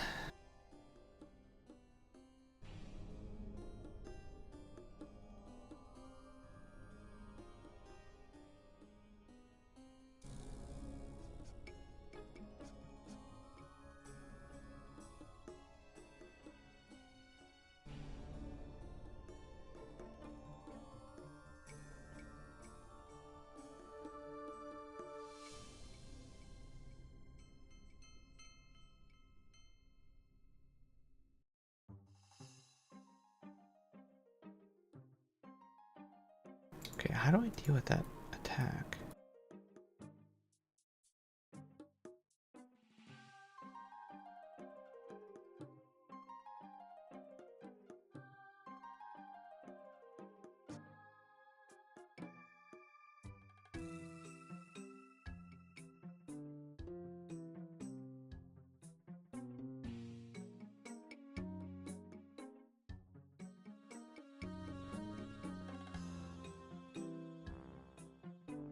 Easy peasy.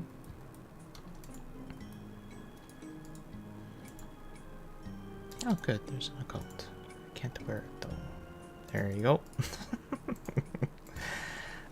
This will give us double healing. And this would allow me to prayer pen through there and still get a little bit. And we want that for Doom, I think, eventually. So I can keep the uptime damage. That's fine. We'll get that after we get the Zenite, I think, and then we'll be ready for Doom. Now we have a 20% chance to heal on our Thorns instead of 10%, so that'll be nice. Now let's see if we can get those Echo Uniques yet.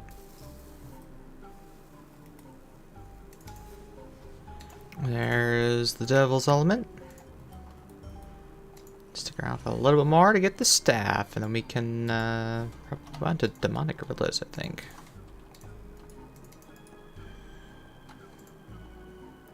Alright, so I was experimenting with that one. So my thoughts were correct, that even if the halberd is not actually, or even if your melee weapons are not actually passing an accuracy check, because in that case, you know, he's protecting from melee, I can't actually hit him. The ranged echoes can still hit, which just kind of further emphasizes why the multi-hitting weapons are going to be better for the Blindbag, I think. But we'll know once we go to Demonic Gorillas, and we'll probably do it without Prayer Pen just to see. And just like that, we're done. And there we go. All the Echo Bosses are done. So I'm at Demonic Gorillas right now, and the ranged echoes, because they count as range damage, mean I can just keep camping melee. Even if they're praying melee, the range echoes will eventually phase them. I just realized I just got teak seeds, which means I can plant mahogany now. I am so happy about that. Yeah, I'm hoping to get this done, get the diaries done. Oh, there's a Zenite. Good.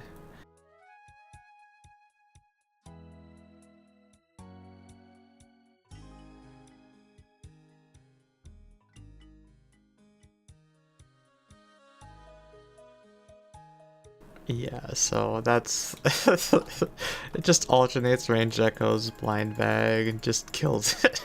I love this. No prayer pen required.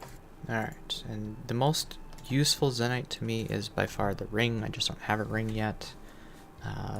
It'll be important for a Thorns build later, plus it also will get prayer bonus and charge it with recoils and all this other good stuff. There it is. Boop. Where?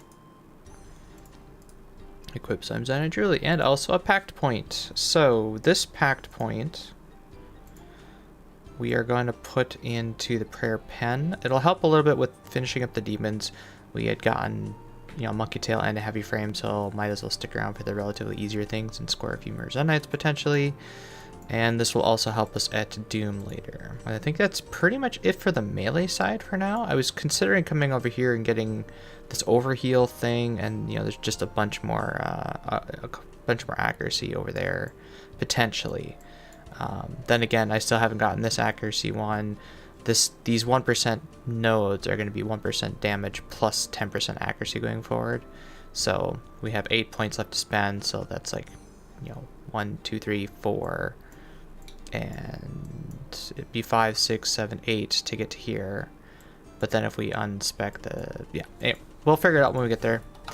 Last thing to do, I think we can imbue this at Nightmare Zone, right? So if we can, I will go do that.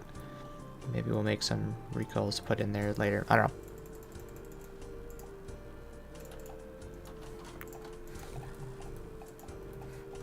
Shard number 2.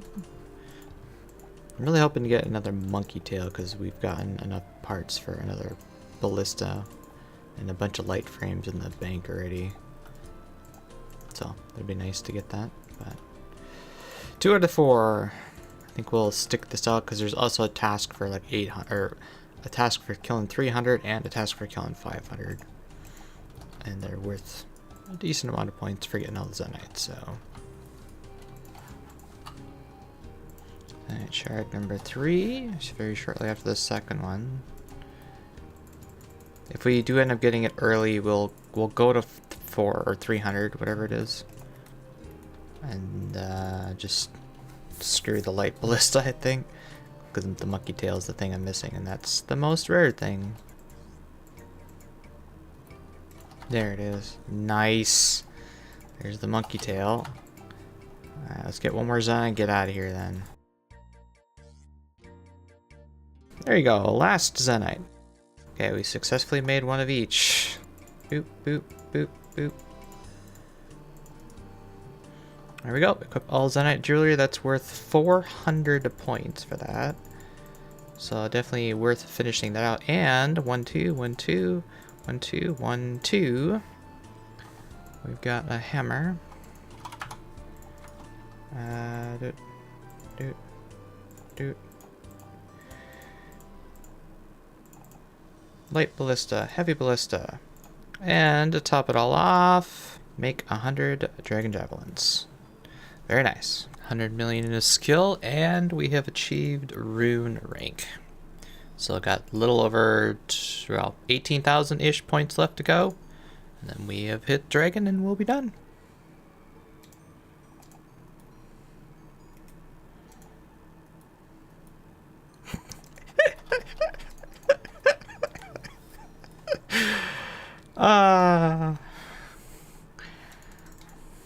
So much fun. That's that's so fun.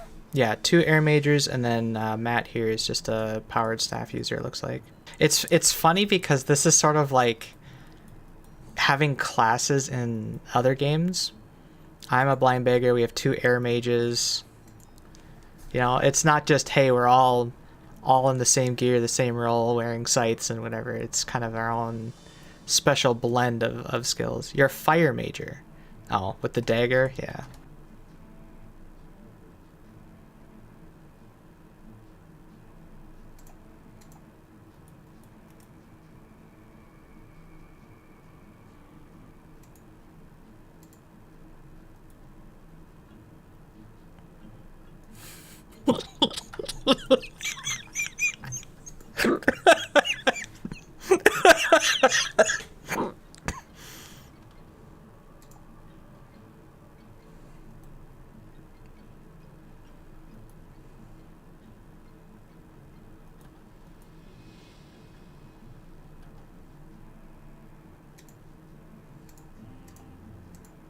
Yeah,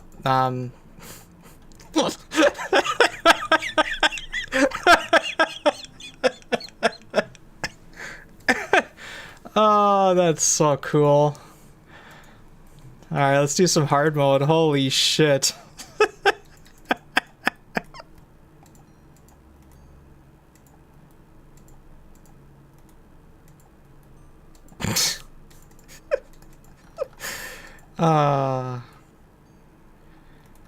Yeah, hard mode is a lot of fun. Hey, look at this.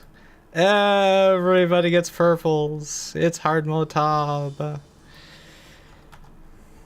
Vernic. Let's go. 200 points. No mega rares for the group though. Getting faster. Oh look, purples. This never gets old.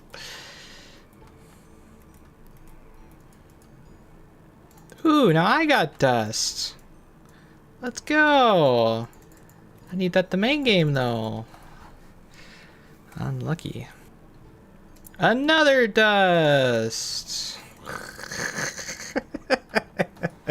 You sure I can't carry them into the next league?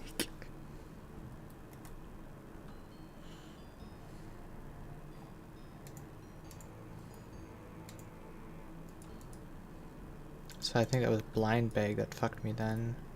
So did I just get lucky on the first 2 raids, or I was convinced that Blindbag didn't proc, but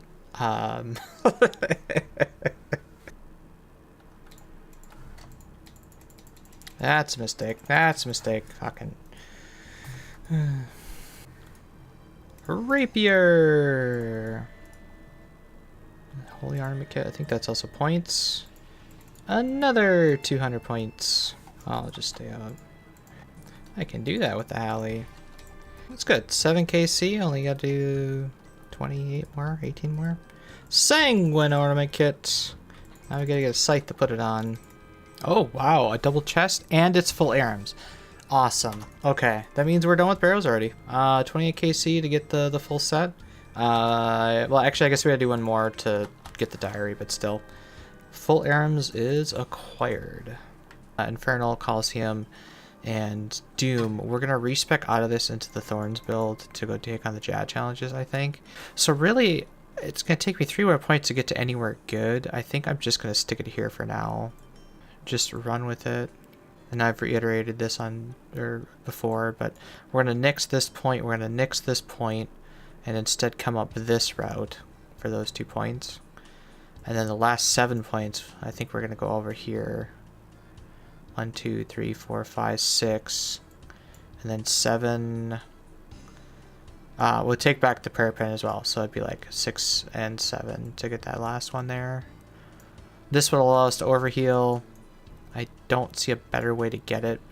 Obviously, you can go up the middle here for regen and defense, but that's missing out on a lot of the accuracy. I'm kind of going more of a damage focus rather than defense focused build, so I'd much rather have eventually 50% and 25% more accuracy.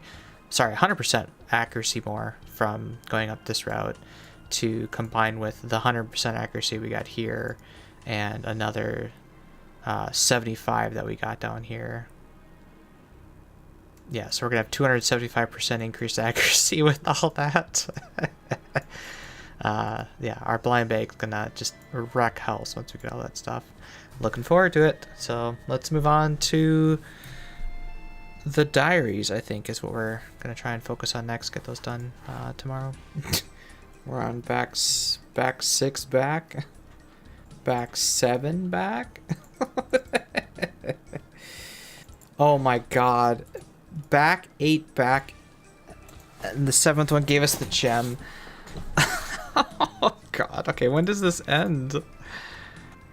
Alright, back 8 back. Surely that's the end of it. Okay, back 8 back, never back 9 back. So unlucky. But we got the Eternal Gem now, so that's a good chunk of other points. And all the Slayer Superior uniques as well. I think there might still be like a KC of number of superiors or something like that we have to do yet. But still, that's amazing to have both the heart and the gem now. Oh, there we go. Dark boat. Just as about to switch my Halley over. Okay, dark bow done.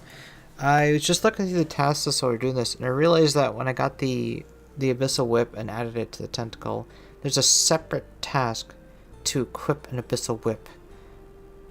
It's like, oh, shit. Well, we're going to go see if I can get a task for Abbey Demons. Get one of those back, because it is worth 200 points, and, you know, worth going out of my way to go kill 100 of them, so. I'm not sure what to do with this Pact point, though. I guess we could take this accuracy. It's the last impactful thing until we go further, and again, I'm probably not going to get to the end there without respecking before this, so. Plus 15, soon to be 25% accuracy. Of course, how could I forget? We also have the Eternal Slayer Gem to make. Less useful now that we have the Karamja Gloves to Telly to Dural, but still pretty cool.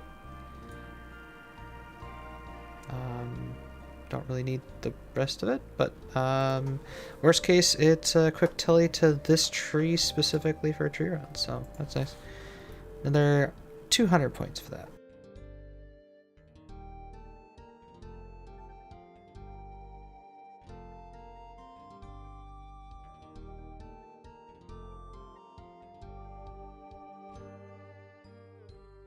Oh, wow.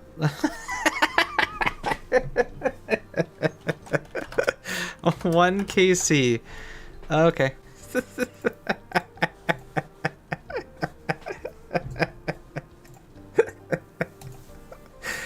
Well, okay. Crisis averted. Easy 200 points. Yeah. That's I don't know what to say. And with this prayer level coming in, we will be max combat 126. Another chunky 200 points.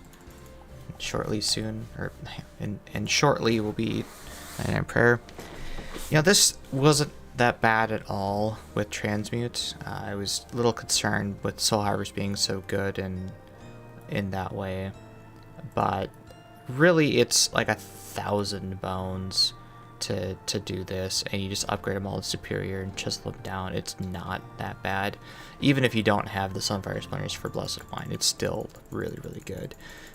And just from the little bit of PVM that I did for Slayer and whatnot, the random ashes that you can upgrade to Infernal and the random bones that upgraded superiors, I think I have enough here to get to 25 mil really without much effort, and this is super, super fast. So I think we'll go to 25 mil and then probably stop training it unless I just passively bank so much extra stuff. And then maybe we'll go 35, and yeah, we'll just see where it ends up. But I think for sure we'll go 25 just because it's a free 200 point task that I already have banked, and go from there. So if you ever wondered how people are getting their 10,000 bowstrings filled, they probably have Kandarin, and you get access to this shop here which sells the bowstrings. And there's also a left click fill option on here that you can use, and in no time at all you can get 10,000 bowstrings.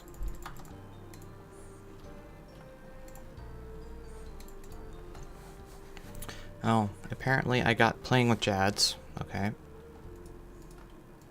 There, just don't be a fucking idiot. Yeah, so it took me 2 attempts because the first time I went in there, I'm like, you know what, I'll just not kill the Jads, and you know what, I'll just take the healers and leave them alive when I had about this much food left over. But there you go. We now have our Infernal Cape. Next up is Colosseum. There we go. We now have Echo Boots. Let's go. Best in slot boots. These are actually better than Avernix just because the extra prayer bonus gets converted into strength. So for my build, we now have the best in slot. Cool. Now any more that we see we probably will ignore, although they only start with 6,000. And I don't know if there's a way to charge it because we don't get crystals, right? So I'll figure it out. Anyway, let's see if we can get that completion now.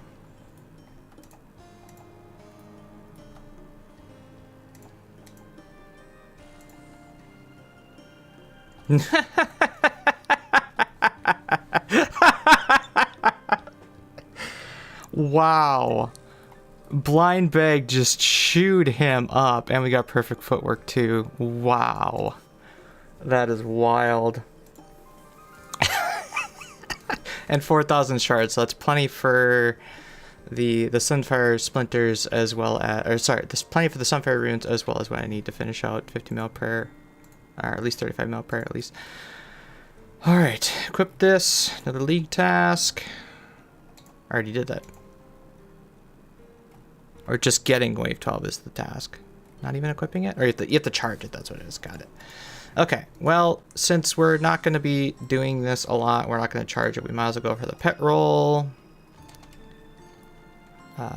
Gambler for small heritage, I know. Nope, doesn't want to go with this. Alright, well, also got 40,000 glory, that's nice. I only ended up taking a couple tries. I died twice because, well, yeah, I'm dumb. Anyway, I think we're going to head to Doom next, see if we can get those out of the way and get one more point before returning to the Tob and knocking out some diaries and stuff like that. We're getting close, though. Only about 12,000 points to go. There we go. That took a little bit, but we finally got the Chompy Chick pet. I figured as long as we finished all of our diaries and both Kandarin and Tirannwn, which you need both to complete the Western Diary in order to be able to get this thing in the first place, I figured might as well do it as long as we had it. So, cool! Yeah, so anyway, diaries are all done. We're kind of pushing towards the end of Dragon Rank here. We've got 4 more demonic packs to go. We did our Kalo and Inferno today. We've still got Awakened Vard and Doom left to get for the easy ones. And then I'll respec into a Thorm's build for the League's Only Challenge. And whether or not we actually get to the end with 25 Tob remains to be seen. I don't know if I want to do another 20 Tob post completion just to, you know, quote unquote finish my build. We're getting pretty close on the skill side. We got a lot of it banked. 2 of the major time sink left are agility and hunter, of course. The rest are pretty close and pretty quick. So with any update day for leagues, the first thing you should do is open the interface, because as soon as you do, probably gonna see a few tasks just auto completed. We didn't get any notification of that, so maybe we don't get that applied, I guess. There's something about a jubbly. A jubster. Okay, yeah. So this, I think, was auto-completed, or the requirements are auto-completed now, so you should be able to do that if I wanted to go back and do that. There's something else I saw on the blog, though. Oh, the Elemental Workshop. Elemental. Complete Elemental 2 Workshop quest. They said, so wait a minute, what? The Elemental Workshop 2 quest and the task to complete it will be auto-completed. Was today not update day? Here, let me relog. 1 second. Right. Oh, there we go. Oh, so opening up that did it, but not the tasks. Okay, cool. So smuggle that rum. Workshop, we got another 80, 110 points for free doing that. Since we've already done Obsidian Cape, equip an Echo Weapon, and a piece of armor from the Perilous Moons, we have gotten 3 free pact points. Which means, you know, the 25 Tob, not that important to finish out your build, great, and I think I'll still respec to try out the Jad challenges, because it is a lot of points for doing that. But I don't feel as pressured to do the 25 Tob KC now, aside from, you know, getting a scythe. So that's good. I think at this stage, I may even just respec, I'm about to go do Doom today, but I don't like this talent. What this means is I can't use Anglers or Brews to overheal, because as soon as I start attacking again, it just chews through it. And these 2 Thorns type healing things aren't enough to really sustain. I also don't have this to allow that to overheal, but even if it did, it's such a minor thing that I don't know. I want to get rid of it. And instead go up this path, even though I don't really use a whole lot of spec energy there. Let's see, with 3 points, that means we can go over here and start getting even more accuracy, which is insane. Also, today's change, all of these 1% nodes got 10% accuracy on top of it. These went from 15 to 25, those went from 35 to 50, so we're going to be a lot more accurate in today's session. So my plan for this is we're going to do Doom, get the treads, do, you know, just a bunch of points there. Then we're going to use a reset to go into like a Thorns build, take on the Jad challenge. And then we'll reset back to this without this prayer penetration. Oh, that's right. This is also a change. Went from 15 to 25%. Boy, that'd have been nice for... Actually, I haven't really used this a whole lot aside from Gorillas. Haven't really needed it. So let's reset that now. And we will go up these 2 up here. This is important. This is important. And like I said, for now, we'll take this. And we were here, I think. And then we got to go down here. Get that, get this. Nope, nope, nope. Undo. Oh, I have to undo it all at once. Okay, well, that's unlucky. You can't just deselect it. And then we're going to go over here. 1, 2, 3. So we're 1 shy of that. We could get the healing by undoing this for now. I think we'll... Fuck. You can't... Can you not deselect? Deselect. Oh, it remembers the order in which you clicked them. That's interesting. We'll get that back once we get rid of the prayer pen later, but I really want to try out this healing thing too, so now I'll be able to overheal up to 30% with the demonic packs. And, you know, maybe with this, and I can actually see how much healing this is doing, it might actually be worth doing that, because, yeah, I don't know, we'll see. Is that all the 39 points? That is? Okay, so this will be my build for Doom, and whatever other combat we're going to do until the Jad tasks. Well, that's a lot of error messages down there. Also, so overnight I've been doing some training here. I've been switching back and forth between barb fishing to push for 25 mil fishing, and also trying to buff up my agility so I don't have to do as much active training. Stat-wise, we're doing really well. We got rune crafting pretty much lamped all of this way. I haven't really done any actual training yet. I got a few hours of that to get to 99. I haven't touched Hunter yet. We're going to kind of save that for last, I'm thinking, because... Or maybe we'll work on it today and we'll save agility for last, just so I can utilize the overnight fishing as much as possible. Otherwise, the rest are done. Like, Hunter is just a huge one that I haven't touched yet because of all the...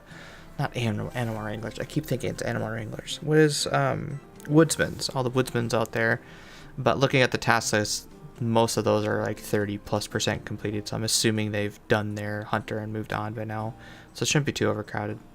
But notably, tonight, we got 200 mil thieving. So we're going to stick around here for a little bit. Try to snag that rocky pet. And then we're 150 mil magic. That's the last 200 mil that we need. So this is day 9, and today's plan is Doom, Jads, Vard, see if we can get a top team later, and then in between we're gonna start doing some skilling with knocking out rune crafting if I can, because I don't think there's anything else that feeds into it. And then we'll circle back around to Hunter. Like, we're point wise, we are very, very close. We're less than 9,000 points away, like 8,500 ish. And I think I have a game plan to do that via maxing, so yeah. If we get... Next clip will probably be me getting the Rocky Pet, so be right back. Good morning. I killed one elf by accident, and I got a teleport seed. I'm just here trying to thieve a stall, man, and I misclicked on him. Alright.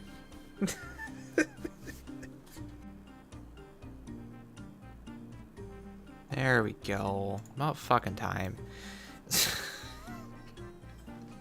Literally been over 2 hours post-terminal. It should only be about 45 minutes, but alright, we can go to Doom now.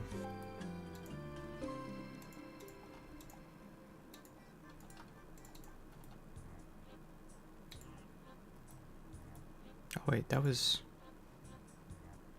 wave 8 already? Okay. That was easy. Well, let's keep going, I guess. And we'll put our last pack point into more damage, I guess. Nice. And then once we're done with Doom, then we'll get rid of this prayer pen. Probably put in that accuracy. You know, I forgot Doom also has echo hits when you melee punish him, so my echo hits have echo hits. This is so good. Oh, I almost killed it. Almost killed it before it got to shield phase.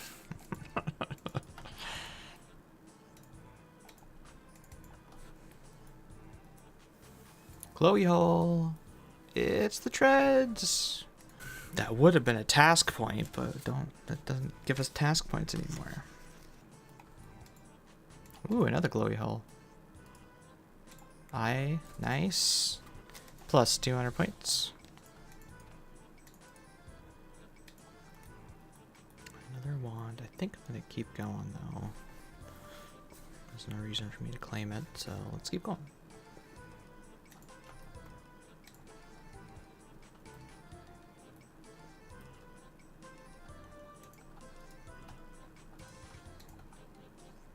Yes, I got it. Sorry, not the bracelet I didn't get, but I managed to kill him before he got his shield up in 9 seconds on wave 8.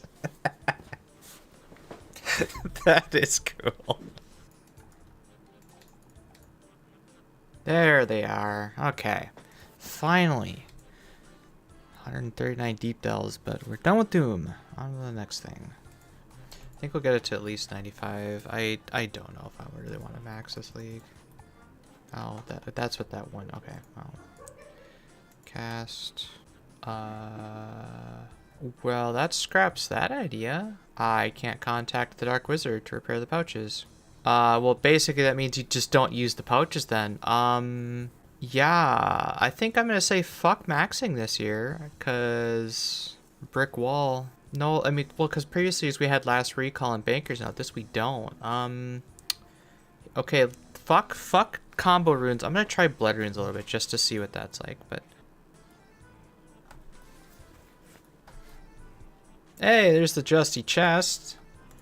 Means we got full Justy for the Jad challenges tomorrow. Let's go. Air again. What a bitch. Stop. Oh, it's gonna kill me. Watch out.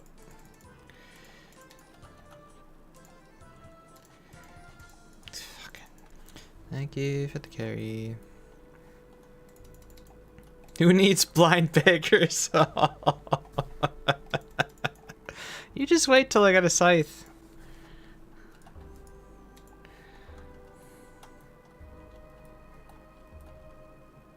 Ah, all I get is Justy. Wait, Nyx, that's sick. How do you do that?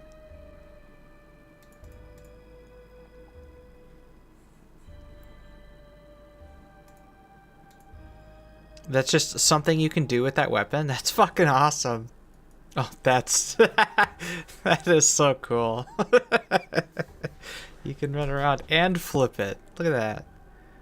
That's sick.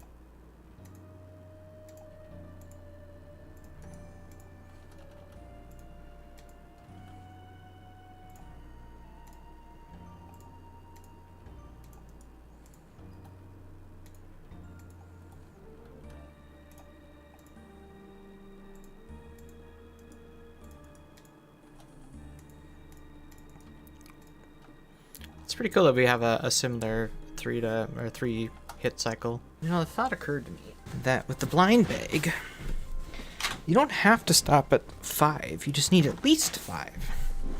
So when I get the scythe, it's not like I'm going to drop one of my double hitting weapons in the inventory. The mocks are just going to become a part of that.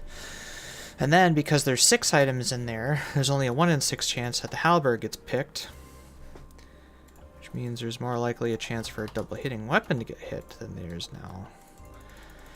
So not only is scythe hitting 3 hit splats every 5 ticks instead of 2 every 4, there's a higher likelihood of pulling a double-handed weapon, or a 2-hitting weapon. Because I still want to carry the... Oh, stop right there. Nice. There was no blood spawn. Free CA.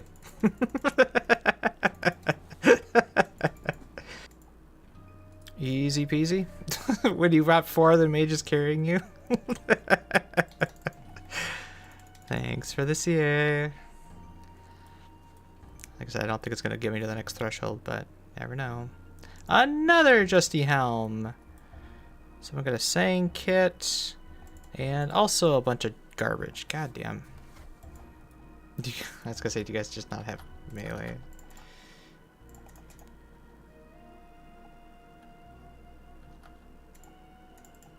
My time to shine, baby! All good things must come to an end. Are you done yet? Holy shit. Patience.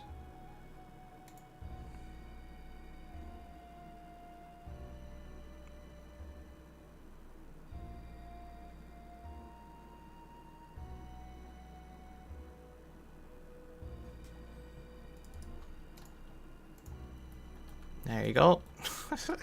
No dumb marking of tiles and blowpiping in sync or any of that shit. That's how it should be on the main game. If only we had the damage, huh? You can do it. You can do it. Come on. One more. There you go. What is that? Ah, 3 minutes flat. Bleh. I don't think I could do 230 solo without a scythe, man. Still, that's pretty good for a solo. So what does that come out to be? About 20 kills per hour? It's still a 20-hour pet if you're going for it. If you could do that consistently. Okay, let's go back to tasks. That was fun to try in Wreck House though. Do you feel sad that tonight you'll be done? I won't be done with getting the points, but that is probably my last top session. I won't have time tomorrow unless we go like in the afternoon or something. I want the scythe. I want to try it in the build and see 5 plus Blindbag with the scythe proccing at what that does. And keep in mind it's also 2 tile away Halley range. All the supplies. Perfect for Dorvis. Okay, well, just kill it so fast before any mechanics happen, and there you go.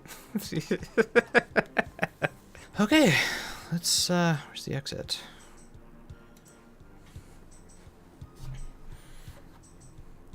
Let's give Wakened a try, shall we?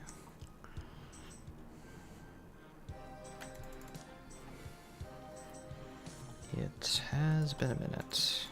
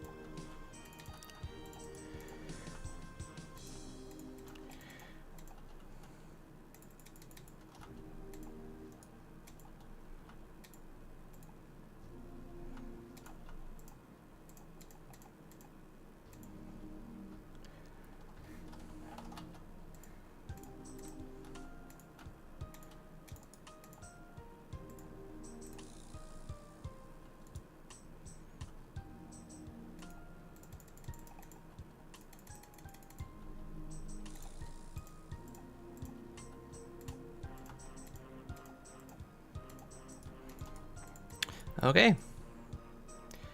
That was pretty easy. Thanks, Blindbag. Okay. Well, Awakened Vardour's done for an easy 200 points. Now let's go back and see if we can get a ring since we're at 1 ring drop already. If we can just get this ring up. We're over 60,000 points as well, so a little over 5k to go. There it is. There it is. We got the ring. All right. Not too shabby. 163 KC, and we got our best in slot ring. Now it's best in slot because the Ring of Suffering here only has 4 prayer on it, which turns into 2 strength, but this thing is 12 strength, so this is 10 more strength bonus, at least 2 max hits on everything we do, including range hits. Like, this is huge for this build. The only other upgrade from here, I think, is the scythe, and then where there's not a lot of damage coming in, swap to the Rancor. I have the Rancor, just I'm not using it here because of all the damage you should take. So yeah, amazing. Let's do some demonics yet tonight. I think we're only a few shy of that 500 KC task, and it's worth like 200 points. So let's head over there. I can't believe how full these guys are today. Everybody got the memo. Oh, just get prayer pen and you can camp 1 style. Maybe that's what maybe that's why it's so popular today, is that everybody has the extra prayer pen. So with 3 nodes, you can get 75% rather than having to get, 1 node every 15.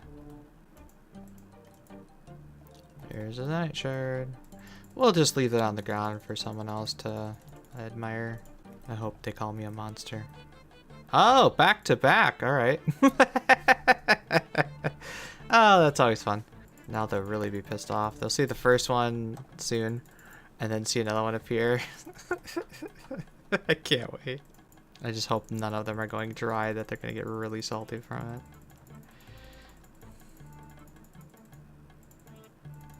Oh god, you gotta be kidding me. 3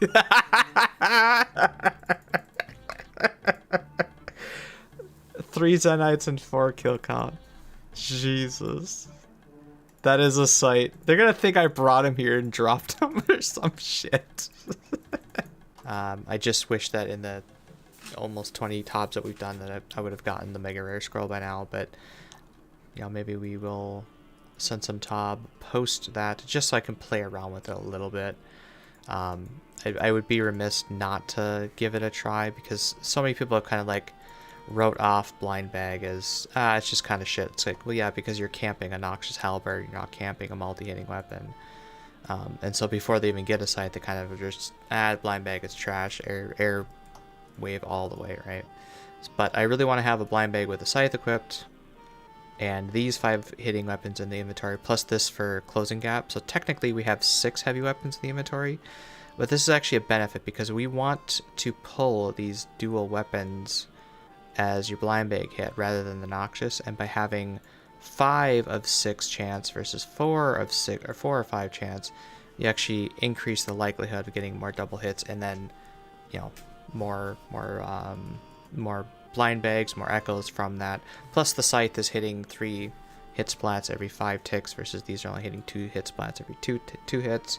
So it's a half a hit better per tick, I guess, if you want to look at it that way. If it was a 6 tick and hitting 3 times, it'd be about the same, but it's hitting 3 times only 5 ticks, so it's a slight better advantage over the dual mocks here. Yeah, so tomorrow we've got a little over 4,000 points left to go for Dragon. I have an outline of what I think I want to do. Starting with Jad tasks and working on Hunter are the 2 main things. And then just, if those 2 aren't enough to get us there, just picking some tasks to get it done tomorrow. I gotta be done tomorrow because we got guests coming over for the weekend, so we'll be Dragon rank in 10 days is the plan. Alright, so today we're going to take on the Jad challenges. Thanks to Foe for posting his Thorns build under a video called I created the strongest league build possible. I did tweak it a little bit for my needs because we're only going to be really doing the Jad challenges, and maybe we'll send a call over too for fun. But fortunately last night we finished full Justice, so we do actually have a very beefier setup compared to what he had with his Sparrow's gear plus Echo Boots and Infernal Cape and that stuff. So we're really tanky. We're going to use the Sang Staff instead of the Lithic Scepter, I think, just because passive extra healing plus the Blood Fury healing. And then on the build side, he had 2 extra accuracy nodes here, which I took out and got 20 more defense levels out of it, and got rid of this prayer pen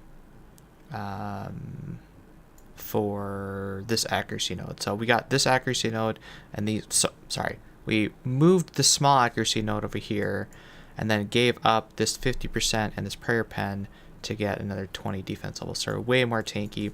And the reason I'm justifying this or think that it's okay is because every single one of these accuracy nodes got a huge buff on Thursday. So this went from 35 to 50, this went from 15 to 25. So that's this plus this is an additional 100% accuracy just from that's not an accuracy node. This plus this is another additional 100% accuracy, plus all of these little melee ones along the way got 10%, so that's another 30% from there. So in total, plus there's a 10% accuracy there, we're way more net positive on accuracy than what he was using in his build. And for that reason, I think we're okay dumping this one, what used to be a 35% node, because we're just way more accurate than what we were, or what he was back then. Still saving the whips and stuff, because if we end up getting a Sunfire Fanatic piece or something like that on wave 12 of Kalo, I do want to make sure I can take on Saul and claim that item. But again, we're going to focus on the Jad task, see if we can knock those out, and then send some Kalo. And then we'll probably spec back into our Blindbag build. So I was just comparing the stats of the staff. It looks like the Lithic Scepter is actually a bit more defensive for about the same accuracy. So if we can take this off and show you here. You got base 10s and 20 versus a tiny bit in 15. So given that the Thorns is all based off of your total defensive bonuses, maybe we do use the Lithic Scepter for this. And I don't know how the max hits calculate, but I think it's more just using this as a Healy staff thing just to generate the runes and stuff. So yeah, we'll give the Lithic Scepter a try. I totally forgot. Confliction Gauntlets over Regen Bracelet for the extra mage accuracy, mage bonus, and there's actually some defenses Yeah, so let's, I think we're ready now. We'll look at some stuff in our inventory for healing just in case. And yeah, we'll head in there.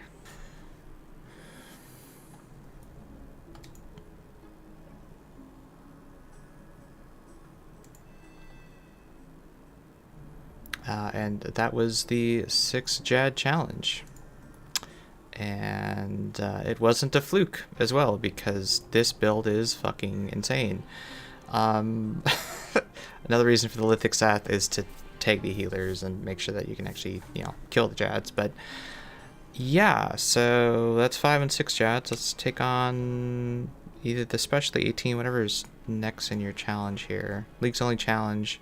And there's also Infinite, I think, because that's the 666 Jad, right?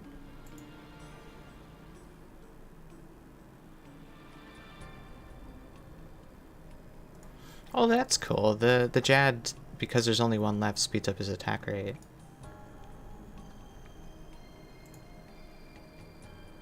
And so I think you have to like alternate praying melee to the meleeers and then flicking whatever Jad's doing. I'm sure this challenge is very fun if you actually try to do it the right way. Oh, that's so stupid. Okay.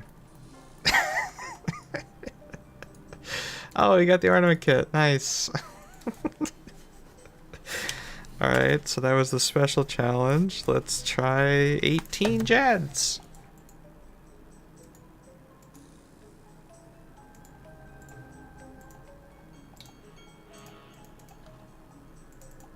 Oh, that's like 15. If I have to stop, 17. If I have to stop, I need to stop on Prey Mage. I also wasn't defense bot the whole time. I need to stop on Prey Mage. I'm much more tankier on the melee side, I think. So let's buff up and try that again. There we go. Yeah. So again, just prioritize Praying Mage and, you know, try to use your Lithic Scepter to tag the healers off so that the things can actually kill it. Okay. So that's it for the Jad challenges. Let's try one or two Colosseums with this, see if we can snag a piece of Sunfire Fanatic. And if it's not too bad, maybe we'll do that for a little bit too. I also... I don't really want to do fight caves with this. But yeah, that's good to have those tasks out of the way. It got us super close now, less than 3,000 points away just from knocking those out. But yeah, we'll give Colosseum a try real quick and report back.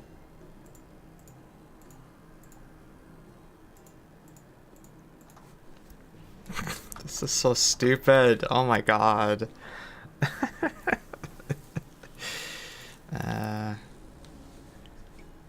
Yeah, defense doesn't matter here. Alright, well, yeah, this has been fucking dumb. Let's try Soul with half paying attention, I guess.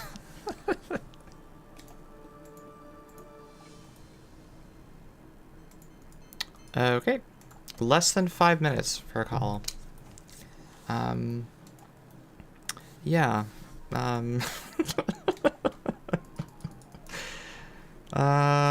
yeah, that was interesting. Let's do a few more. That was kind of fun, actually.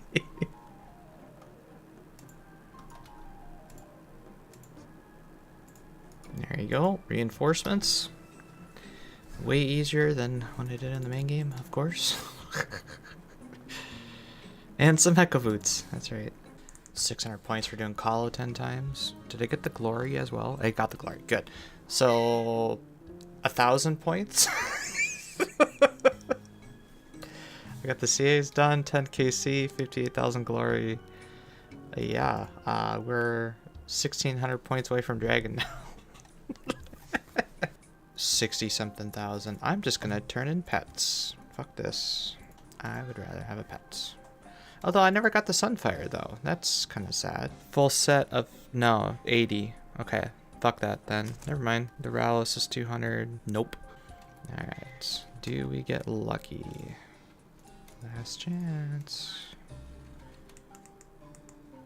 Never lucky. So as I said, this is day 10 and we're just trying to find some pretty quick and easy points. And these catching chins tasks are like 600 points for about an hour's worth of work if you're one tick trap resetting like I'm doing here. Catch 150 chins in one zone, 250 chins in another, and then round it out to I think 600 total for the third task, as well as bumping up my hunter into the mid 80s for the base 80s task. There's just 680 points for me to do this. It's worth doing, and you know, maybe luck into a pet along the way. I don't know. Pretty much there's a task like this in every league, and yes, of course, Woodsman would have been quicker for this, but again, it's an hour for over 600 points. Pretty easy for me to do. Okay, so I respec out of Thorns into what I thought would be my final build, and the one thing I wanted to try and test more thoroughly is this thing here, where you max it at least from 3 tiles where your next hit from a different style does plus 25% damage. Now, I thought that, you know, because the range echoes give you range XP, they count as range attacks for demonic gorillas and that sort of thing, that when you hit with an alternate style, that the ranged echoes would count for that and trigger this. It does not appear to be. So they gave us this cool little tooltip here to say, hey, your next mage or range attack will do 25% damage, but you can see that these ranged echoes are just not triggering it. And even if I get into here just to proc a ton of them real quick, it's just not going away. So the only way to get rid of that is an actual switch to a range or mage piece of gear, shoot it, and then I should try going vice versa for this as well. So unfortunately, I think that means I'm gonna have to respec and get out of that talent, because it's actually just, it doesn't do anything for my current build. But that's fine. I have 2 other potentials that I can use it in, and I'll go over that in a second here. I'm just trying to give me a max hit, please. Okay, there we go. So that's a max hit. Finally got one for that. So then we're gonna switch to melee real quick, and yeah, first melee attack. Okay, so it works like it says, and unfortunately it doesn't interact with the Halley build like I thought it would. So again, let's respec this into getting rid of those 2 points and putting them somewhere else. Okay, and so here we are. We have only 1 pact point left. I guess in theory, if I wanted another 1% melee damage, I could go through here, but I committed it to there already. The only thing I guess is maybe like a defense level. Not that it's all that really required. Or I could, you know, use my last reset and go for an accuracy style thing. But I'm never really going to use this, is the thing. Well, except for, I guess, in Tob. No, that's... I'd rather have it 4 tick and Tob. Well, no, everybody's attacking 3 tick. I'm just thinking for your melee strength. So 4 Tob, maybe specifically this. So I fucked up. I'm going to have to use up my last pack and just hope I don't mess up again. We want this talent. We want that 1% damage over this, that little bit of accuracy there. So let's go make sure that we do that, stop, and get this one last time. Go up the Blindbag side. I guess I could have also done that too, but boop, boop, boop, boop, boop, boop, boop, boop. And then just gotta be really, really careful, because this is my last reset. Boop, boop, boop, boop, boop, boop. Okay. Right. Final answer. So our whips are 3 tick. They have a little bit of extra strength, so for Zarpus I get a little bit of bonus. And we get a little bit of extra melee damage there for the accuracy that we don't really need. Okay. Yep, final answer. Pretty much the only thing combat-wise we're going to do is Jad, because we're so close to Dragon Rank now. Less than 800 points. And doing 5 Jads will get me 200 points for the 5 Jads, and it also will push me over the Slay XP. And then we're very close to 50 mil farming. That's only a couple farm runs away. And I think that is, well, that's 600 points. We'll have to go find and go do something real quick. But yeah, I'm going to do some experimenting, because I was also curious the difference between Crystal Helm versus Serp Helm. Because the theory for me is the strength bonus is worth more than the percentage bonus, given our setup. But we're going to go to a combat dummy and just check that out real quick. Okay, and so just so we're testing this here, we'll take one step away because that's what we always do. Starting with piety, everything on. This is what I've been working with. It's 35-35 without the range hits, which means the ranged hits max is 70 because it hits the combined amount. With Crystal Helm, it's the same. Okay. What about Blood Fury? Blood Fury lowers it to 34-35, so we lose one max hit out of it. And 34-35. It is literally no difference. Interesting. What about Hallie? 89. 90. Okay, so it's better with the Hallie. And 93. 93. Okay. So the only instance of it being better is a Hallie. So for the closing the gap thing, this gets one max hit over Serp. Then again, Serp also has a chance to poison that stuff. So let's look at the other weapons because they're 32-33, 32-33, 32-33, 32-33, doesn't matter. So that would be the same for all of them because they're all strength bonus. And then you are slightly different, I think. No, maybe not.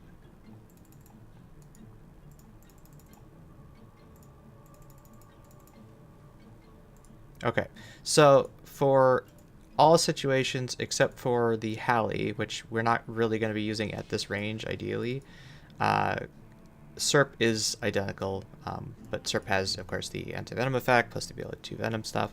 Let's try at range. So can I hit you from here? I can. Is this max range? That's max range, okay. So I can hit 100 from way over here. You're also 100. 96. 97. Okay. So again, one more max hit with Crystal. Which does affect the range echoes and things like that. But yeah, so again, in summary, one max hit with Crystal when you're using a Halberd, so on those pre-fires you get one additional max hit. May or may not be worth your time. My focus has been, hard mode top, and also good at Doom and Araxor and Zara, all those things that venom you and poison you, and this just kind of prevents that. Plus, this is a tankier helmet, and we're not doing any mage or any of that stuff, so I think all things considered, the Serp helm is probably the better choice with this gear setup. One max hit on a Hallie, which again we're only going to do on pre-fires. It is what it is. All right, so let's go do a few Jad tasks and wrap this up. And there you go. 5 fight caves KC. We turn in all of our capes, except for the rest one to get into the Inferno, of course. You not lucky. Maybe next league. And also we got 25 mil Slayer experience with that. We are 360 points away. So I need to go and look at the task list just to see where some easy points are. Alright, so I think I've identified 2 tasks that would get us exactly 360. Technically 3 tasks. If we pickpocket a diamond from Tazar, it's 200 points. The problem is that the Tazars have a retaliate effect sort of thing that you can only mitigate with ice gloves, which I don't have. So every time you pickpocket, you get hit for 5 damage. I think it's a 1 in 100 or something, so I just need to bring with a bunch of brews and do it slowly over time, but I think that's doable. And then the other ones, I did not have a lot of fun at Kraken before with the mage setup that I had. So we got a little bit of some mage upgrades. I'm not spec'd mage, but I have a feeling that just going in there with this stuff alone is just going to wreck house, especially now that we have full crystal on top of all of these mage upgrades. And also I've been trying to push for 200 mil magic. It's something that probably will be done post leagues, and we'll go over that once we hit dragon rank. Kind of some of our post dragon rank type points we're going to try to go for. So it kind of serves those two purposes at once. So I will be right back once we have dragon rank. Oh, okay. So that was really, really easy. That's 200 points. We're 160 away, which means if we have 280 tasks, we can do that. I was thinking Kraken, but that's like an hour. Surely there's some other tasks we can get to 180 points quicker than that. And I think one of those might actually be with that Kraken task. There's one that says do X amount of damage with a mage hit. So I'm going to go try doing that real quick. And then I have another 80 task in mind, but I won't spoil that. And originally I was thinking to come here and do some splashing with that. And maybe we do some testing because, again, I do kind of want to get that in the end. But, okay, let's see if we can... Just want to... you know, I'll try sending this for a little bit. See if we can see what the max is, and then if I don't end up getting here, we'll try going to the training dummy just to see what the max actually is. Yeah, so I don't know why I overcomplicated this. I should have just gotten a fire giant task and, you know, come here and do this, because they have 100% elemental weakness if I cast the right thing, that is. On task. That should be it. There it is. 66 damage, 67 damage. Alright. We're 80 points away, and I have the perfect task in mind. Kind of a capstone of the league, just a kind of a, yeah, I'll show you in a sec. All right, and here is where our league journey will end.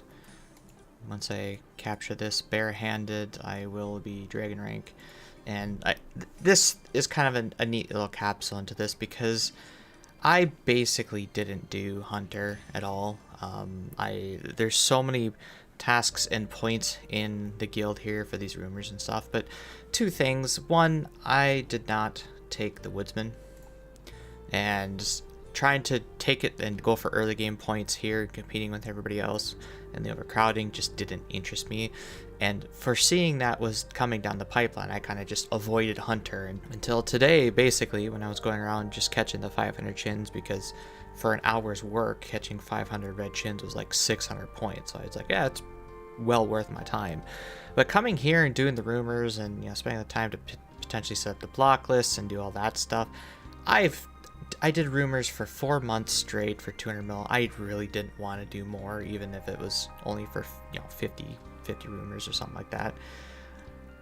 So I didn't really touch hunter, and we ended with only 84 hunter. Didn't even get to base 90s from that, actually. I was a little disappointed when I was projecting out how many hours it would take to get agility, get rune crafting, and then come do hunter rumors. I'm just like, I have so many other easy things I can do to get a crap ton of points and finish dragon rank without having to max. So unfortunately at this point, I'm not going to max, and I think I'm okay with that. I would much rather spend the time to get those points to max, because it's 7 hours, 8 hours of rune crafting, because can't repair the bags, and my best option is blood rune crafting, and I really don't want to do, you know, another 5 hours of agility training.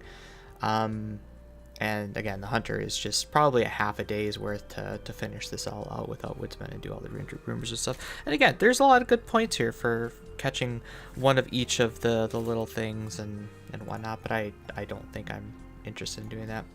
So without further ado, we are dragon rank. I should log out real quick and just double check the rankings here. Make sure the high scores get updated. I am rank 277, so a little worse than last year. We certainly have a lot of gamers nowadays. 2 leagues ago, I was in the top 100. Now I'm, you know, 277. Again, I think last league it was even worse because I just focused so much on PVM and spending a lot of time maxing. And while there is a lot of points in maxing, it is a big time investment to do that. But it is easy. It just takes a little bit amount of time. Let's talk about the build a little bit. And for that, we're going to go to the crab and just kind of explain my blind bagging stuff. Most of the tasks and stuff you'll have seen clips before this, but I really want to go more into detail about what is all involved with the blind bag. And if you're struggling with getting blind bag off the ground and thinking about giving up, hopefully this dissuades you and gives you some hope. I guess we could start with in the house and talk about crystal versus this.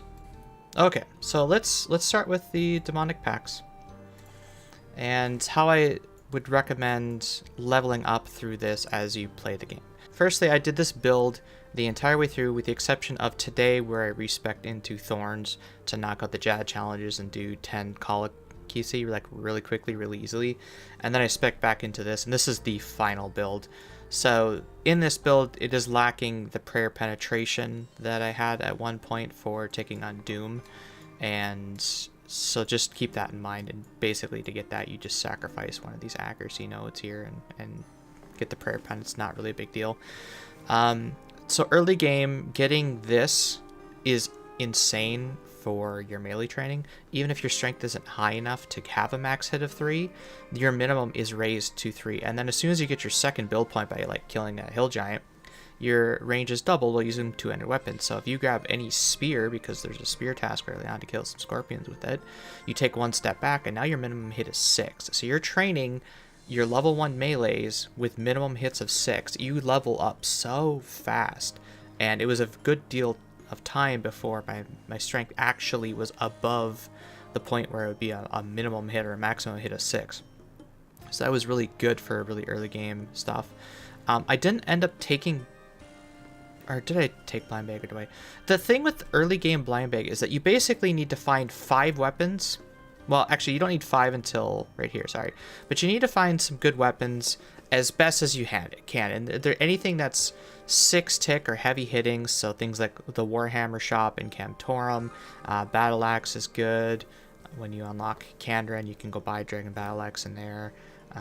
When you get some money, you can go buy some Abi and use that for that. Anything over 1 kilogram counts as a heavy weapon, and allows you to start comboing those together. And they're treated just like a normal melee attack with whatever attack style that you have that weapon set to, and you can change that by equipping it real quick and then changing the attack style, and that will remember what you're training.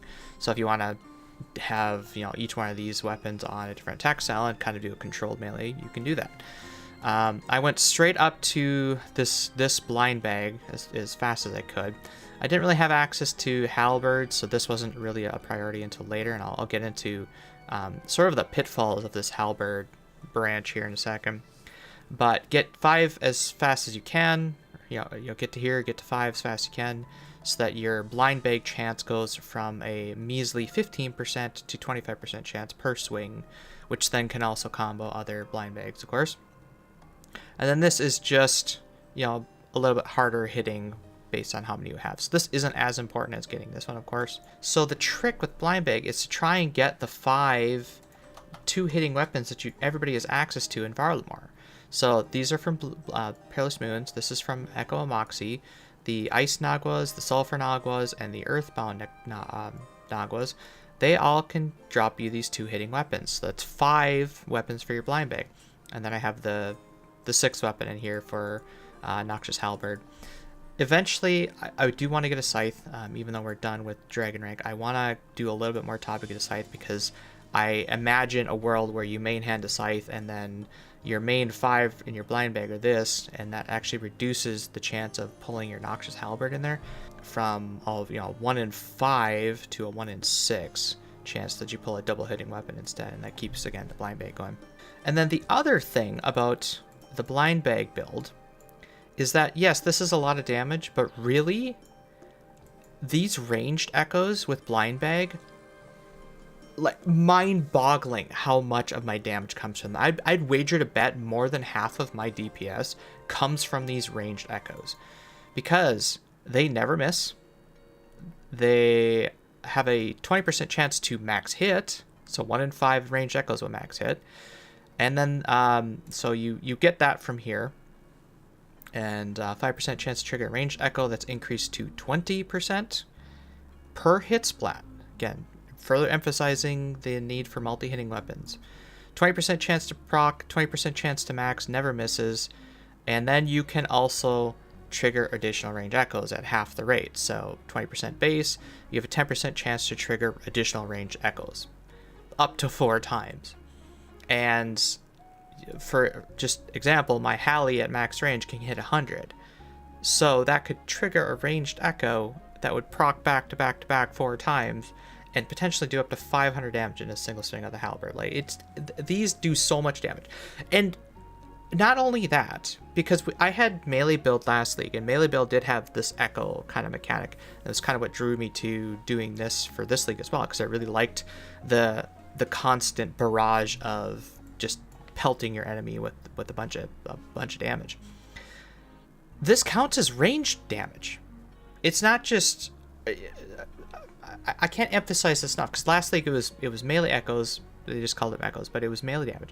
This is ranged damage. I have 56 million ranged XP. I have done very little actual range trading. A little bit of corner shooting with the Bofa at Zuck. A little bit of CG. I did 6 arrows for whatever task that was. But that's it. The rest of this has come from the echoes from these blind bags. And, you know, it doesn't take much to train your melees up and then get your ranged up passively like that. It's insane how much XP. And then coupled with the fact that because it's range damage, if there's something that's praying melee against you, the ranged echoes count as range damage as they go through it. Notably, demonic gorillas. Even though they switch to pray melee to fight you, the ranged echoes then come in and hit with the range, which then they can react to and then pray range, freeing up your melee attack to do that. So I was just comboing out demonic gorillas so fast that they would switch so often. I would just need to spam click them because of all the blind bagging and range echoes going on, just to keep the attacks up, because when they switch, you stop attacking them and whatever. It's crazy. And then also, because you're hitting with 2 styles in the range echoes, things like, you know, killing the grubs in Doom, all these multi-hits coming in, you pretty much can take care of all the grubs with just your Tecpatals, and if they're out of range, you can use a halberd. It's really, really simple to work with. What else has prayers in my region? CG, this also helped a little bit too. For Echo CG, I would do primary melee with halberd, obviously, and then as the alternate weapon, I would do mage, just to get it to pray mage, so that it never prayed range, and therefore when my ranged echoes would hit from the melee, it would also go through and hit with the range echoes. So, like, incredibly strong blind bag if you use it right. Now, the pitfalls that I mentioned is this halberd here. And, you know, people are imagining, because I said I can hit 100 with it. And in fact, I could show you right here. I can hit 100 with this halberd just by standing over here, praying piety, and I gotta put it up first. I can hit 100. I think that's max range. Yeah. And then the range echo can also hit 100 when it maxes. So that seems very appealing, but the problem is that a halberd, even after having this one, is 5 tick, and that's the fastest it's ever going to be. So with the halberd, you're getting 1 hit splat every 5 ticks, so effectively 0.2 hit splats per tick. Whereas these, you're getting 2 hit splats every 4 ticks, or a half of 1. So you go from 0.2 to a half. That is a 2.5 times gain in the number of hit splats, which means that you can combo together, and then your blind bag also has those many hit splats, which is why I want to get a scythe, because a scythe is 3 hit splats in 5 ticks, which means you go from 0.5 to 0.6. That's another 1.2 times over the Mock Weedles in just number of hit splats, not counting the fact that it's a scythe and also hits a massive amount of damage compared to these guys. So I'm really, really wanting to get a scythe and give that a try, but we're not at that stage yet. But that is the next step, and not as a blind bag scythe. I know a lot of people talked about, you know, getting 6 scythe in the blind bag and then camping a halberd from the distance. No, you main hand the scythe for those hit splats. If you do end up getting multiple scythes, then yeah, sure, you can replace these 2 hitting weapons with those 3 hitting weapon. That's certainly viable. Other things about this build, so I went straight up here to get the blind bag, came down here to get the range echoes, and then we went into the Halley, because around then I was getting Crystal Halley and getting close to doing Echo Hunt Left and getting my Slayer up and that sort of thing. This left part of the build was kind of the last edition or second last edition. This was the last edition. This down here I want to talk about, because this is kind of underutilized and somewhat deceptively undervalued, I think. So compared to some of these other nodes, like you got 50% accuracy, 25% accuracy, this starts out with 5% accuracy and then increased by 5% per each tile. And even if you combine that with this max distance of 7, it still only looks like a 40% accuracy compared to a 50. So you'd be better off just taking a 50, right? And especially with my Blindbag build where I'm only setting 2 tiles away, I only get an extra 10%. But that's not how this works. So these accuracy nodes, let's say, for instance, your base accuracy roll for all your gear and stuff is 100,000, right? And then you get 100% worth of accuracy. Let's say you took this, that, and that. Well, that means that your accuracy roll is increased by 100%. It goes from 100,000 roll to a 200,000 roll, right? So then let's say you took another 100% on top of that, but via, 25, 50, or maybe these two 50s. That doesn't take that 200 roll and roll it to 400. No, that takes your base roll and increases it by another 100%. So it goes from 200,000 to 300,000. It's really only a 50% increase for that second 100% accuracy increase, because it's all summed together and then increased from the base. This thing is kind of on top of that. It's a separate thing that happens. So let's take a look at a simple 1 melee damage, 10% accuracy in all combat styles to this 10% accuracy thing on its own. When you already have 100% accuracy, just for posterity, right? So let's say you took these 3 and then you got, oh, here's 10%, right? That 10% takes it from 100% increase to 110% increase. And again, if you're starting with 100,000 accuracy roll, that would take it from 100,000 to 210,000, because it adds 110% on top of that. Versus putting that point into here, that 200,000 accuracy roll it's like getting another 10% on top of that. This takes whatever that multiplier is and then actually stacks multiplicatively with it, versus adding more of these accuracy nodes seems to add additively before being multiplied to the base. This is just on top of that. So the way I've been thinking about this is like adding another 10% segment on top of your mag tax, your accuracy roll of 200,000, so that you're not rolling from 1 to 200,000. You're rolling from 1 to 200,000. I'll try to put a graphic on screen if I can figure out a way to visualize it. But this is, again, very deceptively undervalued and actually is a massive increase in accuracy. Not that we need it after all the changes. I pretty much never miss anyways, but it was still really nice to have early on. And then I went up into this build here to get some more thorns. I had this one for a while, but the problem with this is that you can't use anglers, you can't use brews, you can't overheal in any way. So even though these thorns with one of these nodes could overheal you, it would just chew through it with this for the minimum hit. I didn't get a lot of value out of this, and it kind of dragged me down for a long time before I finally got rid of it. So I would recommend not doing that.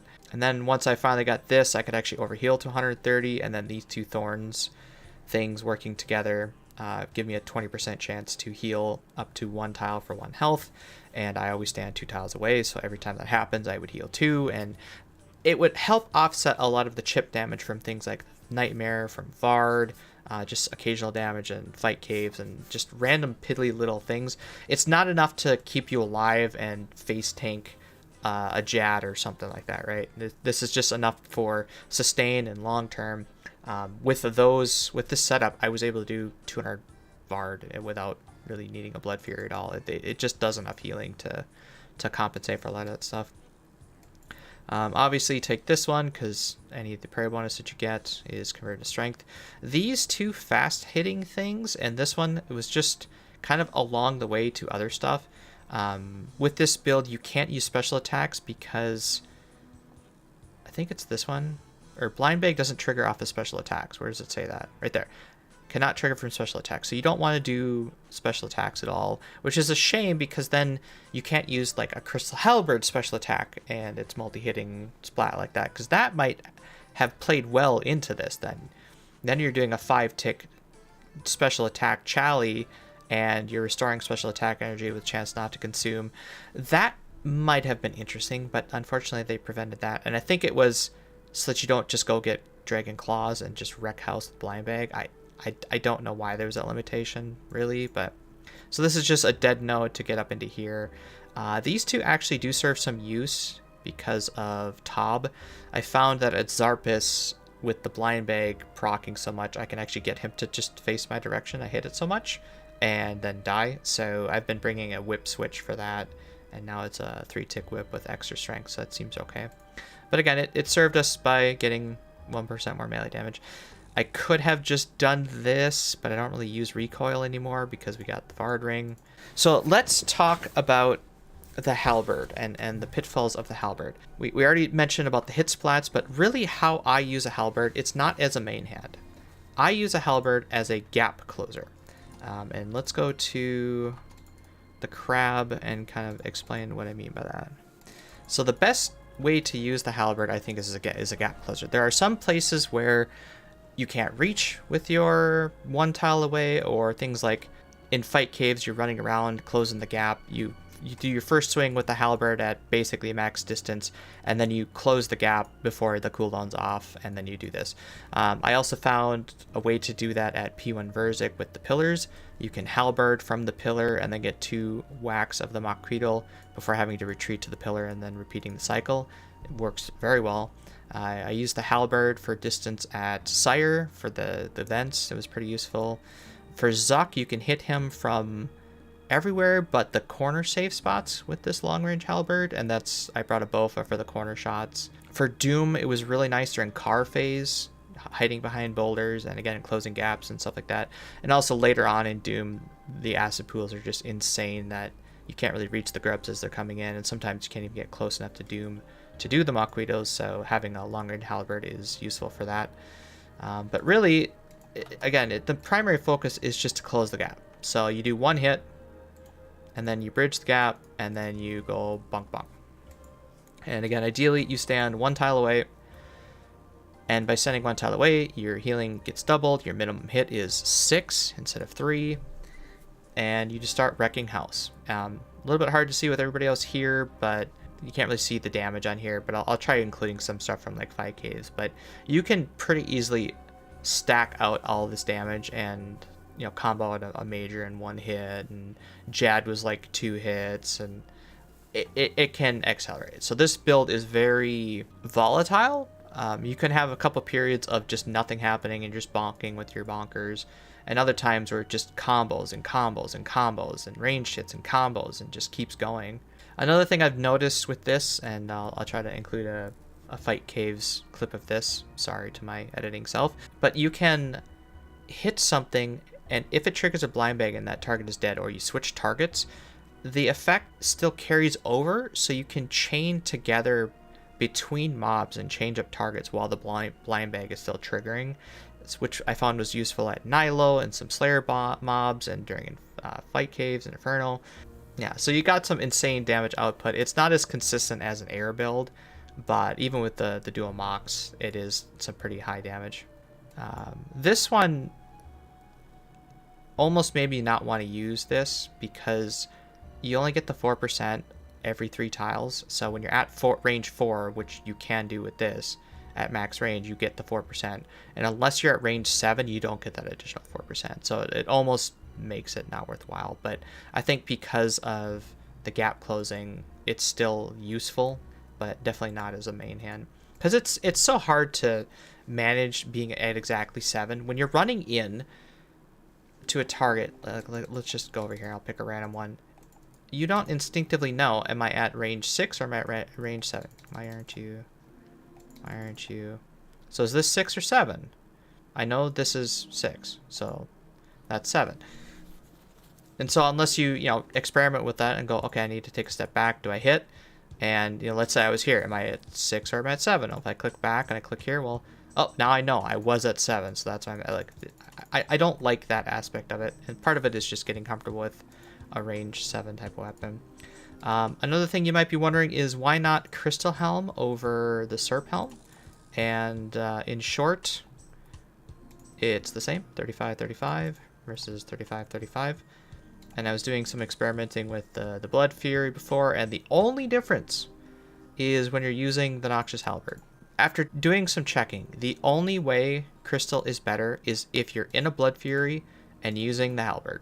It's 1 max hit difference. If you're in a Rancor, it's the same DPS, so then it just comes down to preference. You do lose 1 or 2 prayer bonus, just for prayer bonus, not because it turns into strength, because that is being calculated here. The thing that you're losing, though, by going Crystal is a crap ton of defense from this, at least on the non-magic side, and also the venoming effect of Noxious Halberd, and the poisoning effect for everything else, which has some minor utilities, as well as the immunity to poison and venom for things like Zulrah, Raxor, and Hardmode Tob, Doom, even Colosseum with Manti Mayhem if you mess up, right? Although I'll probably want to just use the Thorn build for that. But anyway, so that's kind of why I just been camping Serp the whole time. Crystal just isn't really needed or that much better. So if you're at 5 armor seeds, don't worry about it. Just go get a Serp helm. It's kind of better anyways. Let's talk about post Dragon rank, because we're not quite done with leagues yet. We're done with my primary focus being leagues, and starting next week I'll be editing this video and going back to the main game, starting my Fasani Nightmare grind again, going back to Huey on stream and doing some prayer banking, right? With this, I have a good chunk of points, probably a couple thousand, that I think are passive enough that I should just go for them. They're pretty easy. I'll sort through the task list and maybe knock out a few that are less than 5 minutes each. Things like do 1 Hunter Rumor. I can manage 1 Hunter Rumor, and it's like 30 points. And go catch a Pyre Fox or a Jerboa. Like I can do that. That's a couple minutes. I'll probably do that yet today. But skilling wise, we're 1.5 mil away from 50 mil farming, which would be 200 points. This is a couple of tree runs, and again, I might even have this today yet, and they take a little bit. The only trees I'm planting right now, because I'm out of fruit trees, is 2 magic seeds, a crystal, a spirit seed, and some mahogany. So those 5 trees, if I do them like once a day, is 1 to 2 million. So I'm basically done with that today anyway. The gathering skills, because we have endless harvest, are also some pretty free points. So we got 25, 35, 50 mil, 200 each, that's 600 points there. We got 35, 50 mil, that's 400, that's 1,000 total. And we also have 25, 35, 50 mil here for another 600. So 1,600 points just from doing some overnight gathering. I think that's worth spending like a week or 2 doing that over sailing. So we'll just set ourselves up and do 30 minutes, an hour session a night, and that will pile up pretty cool or pretty quick with endless harvest. I did end up getting that. The other thing, well, I'm not doing it right now, I was working on, and it's just, if I was playing for a couple more days, it probably would have happened passively, but because I wasn't mage build, it didn't quite get there. But most of this was passive through Transmute, just letting it run. Another thing I could do is some 6-hour splashing overnight in combat, and that it generates like 4 mil an hour, so it's roughly 6 hours of combat. So 1 night of overnight splashing would be enough to get this 200 mil, and that's another 400 points on top of that. So we're talking almost 3,000 points left that I could get fairly easily, and it's worth doing some overnight stuff to do that, I think. The rest of the skills, like I said, I don't really want to max. I don't really plan to max. It's 7 hours of this. I didn't really calc this, but it's a lot of this and a lot of rumors and extra chinning, and I think I'm done. The other thing I want to do yet is tag along with the hard mode Tob groups to try and get a scythe, because I really want to try this blind bag out. I want to see how it works with the scythe, because I know it's going to be good. I just don't have the proof of that. And so while I'm editing this part of the video, as the week goes on, hopefully I have a scythe in the next few days of that I can include it at the back end of this. If not, I'll try to put it in a follow-up thing of its own accord maybe, and we talk about the blind bag build as a whole again in its own thing. I guess we should talk about my relic choice, my relic path too. This whole thing I'm trying to just kind of document for my own posterity and also share it with you. So we started off with abundance, and abundance is all stats are boosted by 10. You get like this equilibrium experience bump every time you get an XP drop, which scales with the multiplier. So at start, every time I did anything, it was additional 10 XP, and it's capped out at 32 right now. So it fell off as your skills get up there. Unlike the old Equilibrium, which scaled with your total level.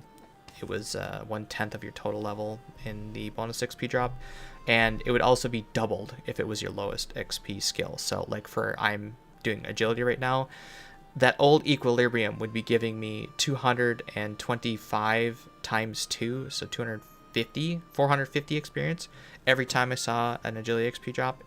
This is a pale comparison to Equilibrium, unfortunately, but it was still really, really good early game, as was this level 10 boost. Things like that bare hand Moonlight Moth I couldn't have done yet because I'm not 85, right? It allowed me to get to 73 Hunters, so I could have 83 Hunter and catch Dragon Imps, and it unlocked so much stuff earlier that I could get access to. I could start burning Redwood Logs at level 80 instead of level 90, for instance, and just so much stuff of that. Farming, same thing, just all over the place. It was great to have that. This money thing, oh my god. Let's how much money do I have in the bank?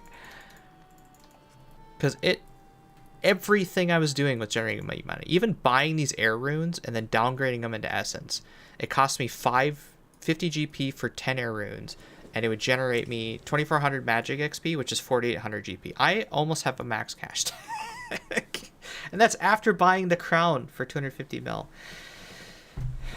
It's not quite enough to be able to buy demonic thrones for all of Khan, but it was enough to easily sustain, buying all the onyxes, all the Tazar jewelry without having to transmute up to death runes or rune ore or something like that. I could just use the money. It wasn't a big deal. That was an interesting realization I had at the time was, well, I could spend all this time transmuting from fire runes up through the ranks to get to death runes, or iron ore up through the ranks to get to rune, or I have 20 something mil. I could just go buy the onyxes and be on with my day and transmute something else that I need. Anyway, so abundance was amazing. I don't have any regrets over not taking it. It served me very well early on.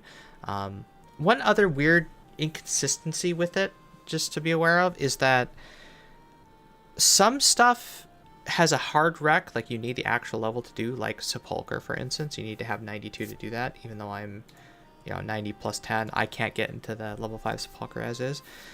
And then other stuff which I thought was a hard rec isn't. So things like tools. You can use a rune pickaxe at level 30 with this. That was an interesting discovery. I had all the pickaxes on me, and as I was mining, I noticed that my guy started swinging the rune pickaxe. Like, oh, I'm not 40 I'm not 40 mining yet. Interesting. But like Slayer Wreck, you can't get tasks unless you have the actual Slayer level. So it's a bit weird to kind of discover that and figure that over time. What is an actual hard wreck versus what is a boostable wreck? A minor thing that I also just happened across in the Brimhaven dungeon is, you're kind of scared of the dart traps because it's going to lower your agility level and make it so you can't cross the traps all that well. Well, this abundance means I have a permanent plus 10, so that's just a non-issue.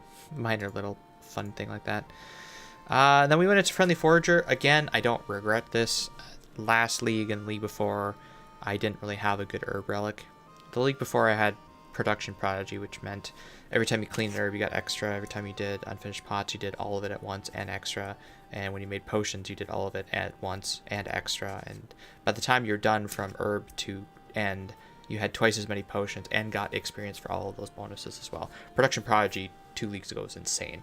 Last league, I didn't take anything that was like skilling related, and making unfinished potions for herb lore was like pulling teeth. I abhorred it. I didn't have the desert, so it was just such a slow process. I hated it so much. So this league, this was pretty obvious, especially with and I'll get into this later, taking Endless Harvest and being able to get the herbs passively. I didn't have to do any farm runs at all. It was all done via Friendly Forager, which was amazing. You can see just how many herbs I've gotten through Endless Harvest and unlimited potions and unlimited secondaries. I didn't have to go farm up any secondary. Like, it saved so much time.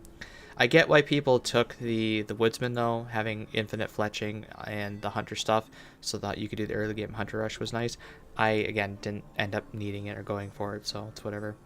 Map of Alacrity shits on Evil Eye, except for Barrows. Aside from Barrows, Map Alacrity wins every time. Even to the point it's like, oh, it's a long run back to Doom. It's like there's a shortcut in Doom you can teleport to, and it's maybe a couple tiles less, and also access to banks and access to all these weird remote areas. If I had the ability to make essence, or to repair my essence pouches for runecrafting, there's a teleport right before that last shortcut in Blood Moon Altar. Like, it's not that bad if you have the pouches. It's still 700k per hour, but like it's doable, it's manageable. This one had a teleport right over the agility shortcut by Barrows, so the Barrows run back wasn't that bad.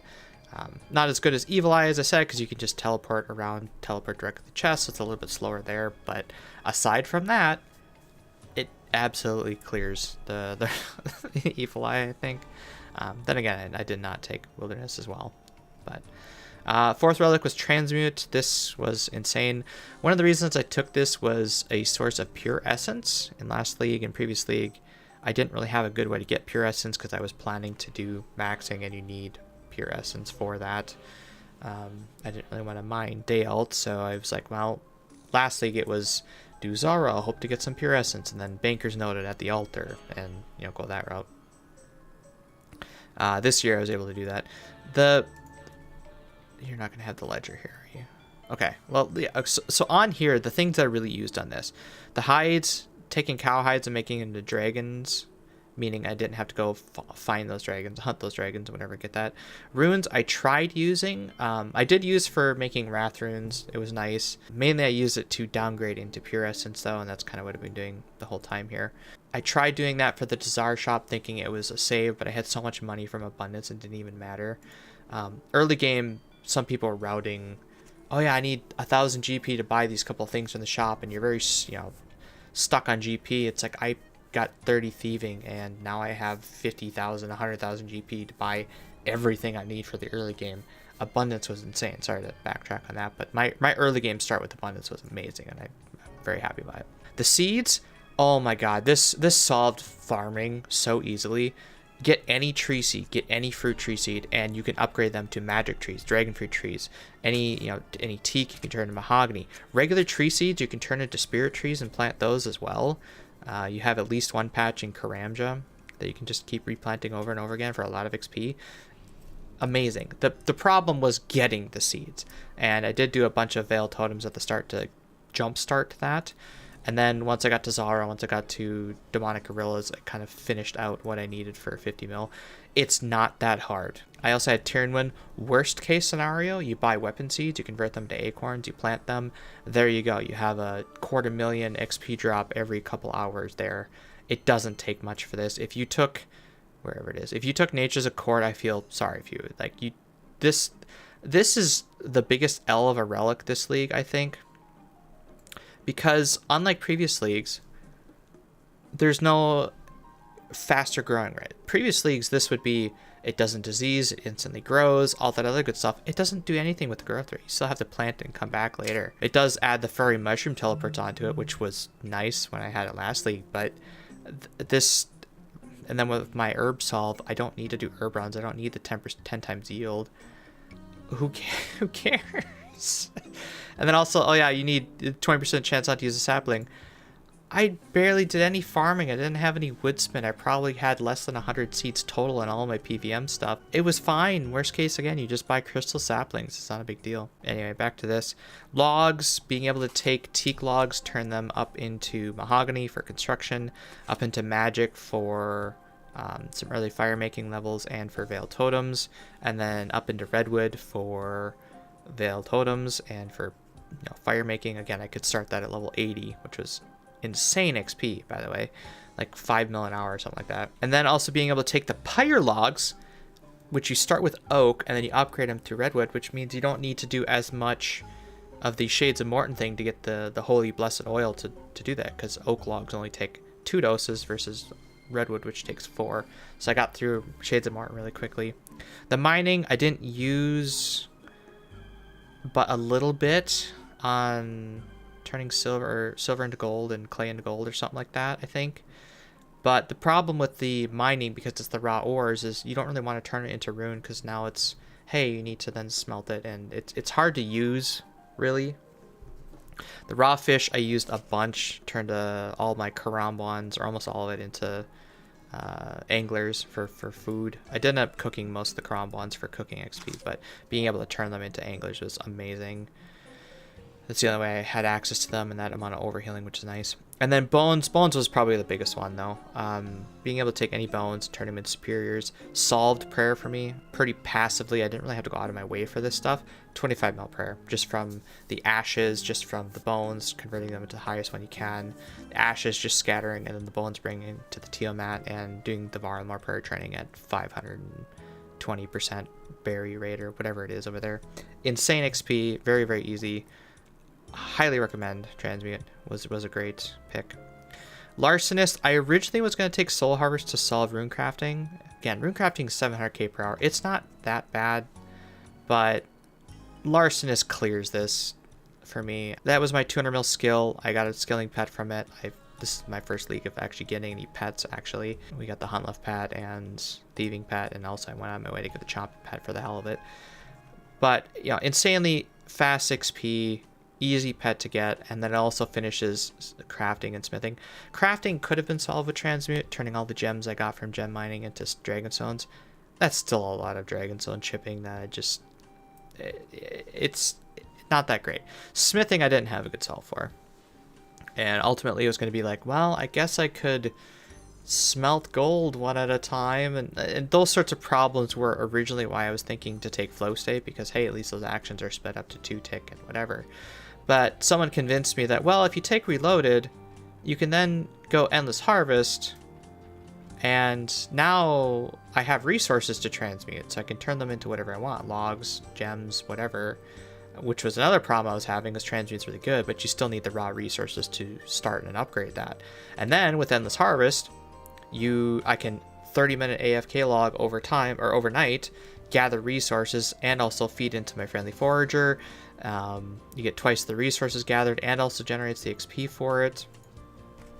So that, compared to being able to 2-tick some stuff, you still have to find a way to bank the resources, and that just solves that for it. So Reloaded into Endless Harvest was a wise choice, I think. And then by doing that, and you know, Larcenist solving my smithing, I didn't feel so bad about just sending mining at iron and just banking that stuff. Obviously if you took Hotfoot and then Endless Harvest, you could solve your smithing that way.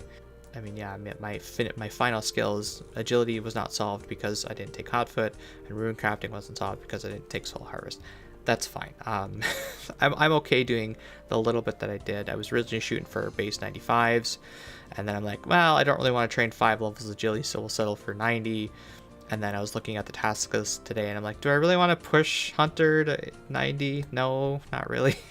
So we settled with base 80s, even though, you know, 90s, 95s, and max is another 1,000 points if you do it all, plus the 99s themselves. But and then we took the Culling Spree. Everything Slayer became a lot easier. You have all this stuff unlocked. You get access to 3 Slayer tasks, 1 in 3 chance, or 50-50 chance to have another superior. So I got 75 really quickly, and also elite clues, which I ended up not doing clues at all. Well, almost at all. These are all from elites. I did do easies because of my next pick, Minion. He needs 5 Zammy items. Kandarin gives you 3 really easy ones. You got Zammy Rope top, Zammy Rope bottom, and if you do the Observatory quest, you can talk to the guy at the Grave of Scorpius, and he can tell you how to make an unholy symbol, so that's 3. The other 2, basically for me, were either do Vasani Nightmare to get Inquisitor, or go to do clues. And I thought, well, I'll do some easy clues. Maybe I can get a blessing, because I didn't have my Corrupted Gauntlet blessing at the time, and, you know, get the Vestment Robes. I did 75 easy clues, got all the collection logs for the tasks and stuff. Did not get a single Zammy item from there. I did get a whole bunch of other vestments, though. And then I realized that, oh, I should have probably just done hard clues, because hard clues... so I got a lot of other vestments, including every single other bottom. But hard clues have rune armor, has blessed d'hide armor, has the Zammy Crozier and Stole, and also has the access to the blessings, which I didn't realize at the time. Easy clues don't offer the blessings from the shared clue road. So hard had a lot of outs. I ended up getting the Zami top and bottom and back-to-back clues in only 7, so that was nice. But that was all the clues I did, and I usually only save clues as a last resort for the final dragon push. I didn't end up needing it this time because of all the Jad tasks and stuff. So I briefly mentioned that I respec'd into Thorn's build. I just looked at Foe's build and tweaked it a little bit because we didn't need nearly as much accuracy as he had in there, so I went for more defense and stuff.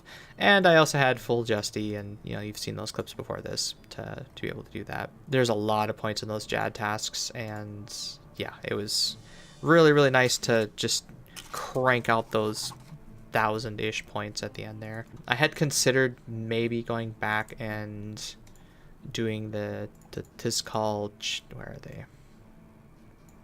This thing, because there's only a few tasks left. Do it fast, do it fast. Both of these I could do really easy with my Blindbag build now.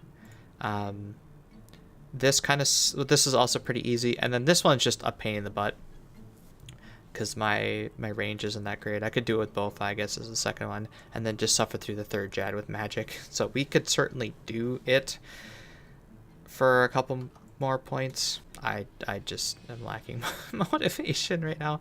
But maybe. How many points is that, actually? It's 400 points to do all of them. That might actually be worth doing. Speed.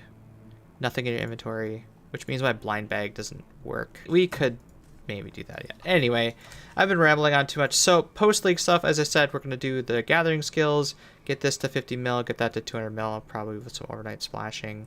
Knock out a few really easy tasks and see if we can generate a few thousand more points just to have in reserve, in case there's some previous leaks uniques I want to buy and fill up my house. But hopefully the next clip, if this isn't the end of the video, is me with my scythe. If there is no clip at the end of this, thank you for watching, and I hope to get a scythe to demonstrate how well it works with the blind bag.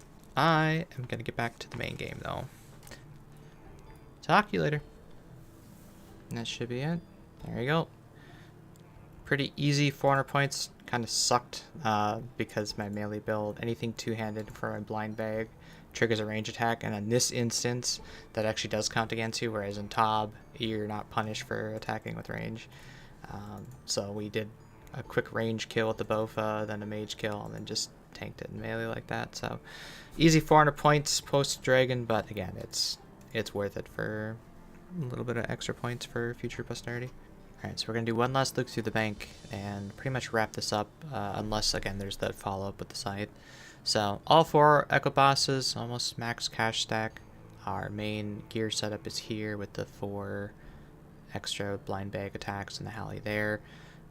Corrupted the Bofa, got a blowpipe. We did end up getting the toxic staff from Zulrah as well, but we took that and broke it down into scales and replaced it with the Holy Staff once we started Tob.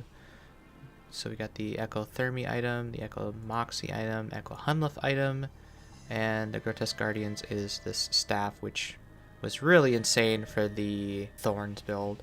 We had a crap ton of boots. We lucked into Guardian boots pretty early, and that was our main until we got the Echo boots, which is a direct upgrade of that.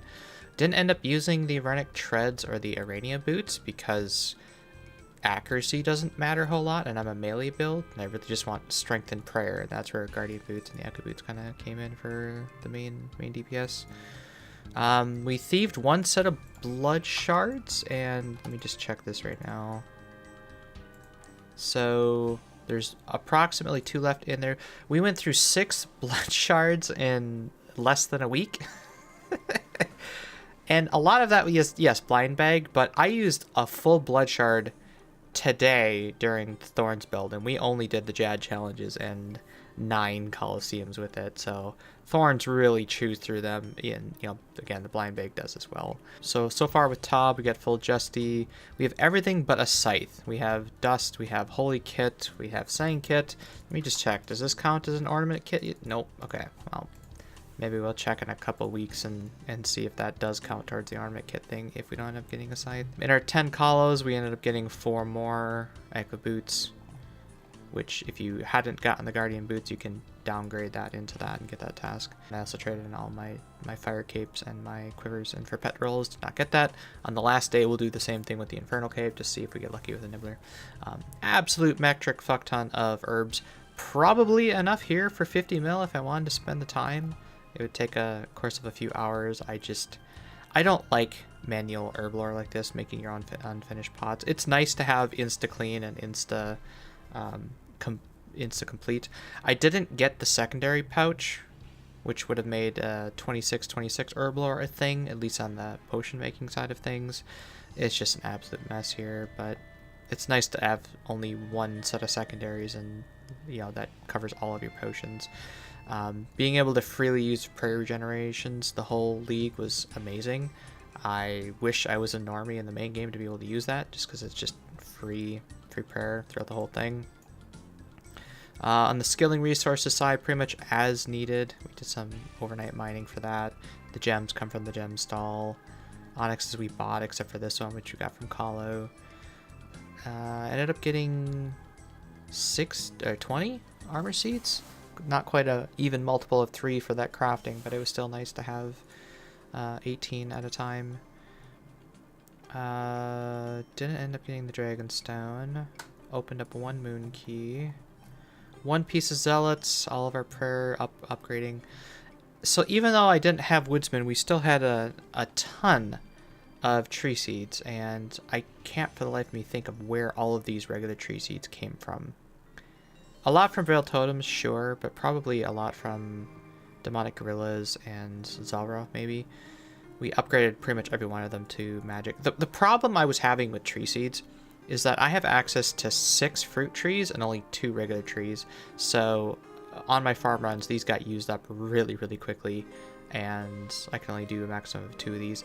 Now, if I did farm runs a little more frequently, I could have probably done 2 sets of magic trees for every fruit tree that I was doing, but I was enthralled with other PVM and stuff like that, so I only end up having to do... I only did farm runs basically when the fruit trees were done, so I just did them all at once. The rest of the seeds were basically useless aside from task-specific things. I barely planted any herbs, and that was, again, just for diaries related. 1 set of snape grass for having it on hand, and, you know, again, that's just pretty much all the seeds went. All the logs we chopped were teak, and we upgraded into magic, mahogany, and redwood as needed. The flax, I thought I was going to have to unpack these and spin them, kind of like that video said. But turns out if you have Kandarin, there's just a shop that you can buy them, and it takes 15 minutes, maybe, to buy all of those for an easy 200-point task. To fill up that bowstring spill. Clues, I had saved some stuff for clue steps. Like, we ended up getting a full set of Blood Moon for that task, and I just didn't really need to do clues this league, which was nice. Without a clue relic, it kind of sucks. Last league we had the clue relic, so it wasn't as big a deal, but I don't like doing clues. And then this is just a bunch of junk in my junk tab. As stuff ceased being useful, I threw it in here in case I would need to go back to it.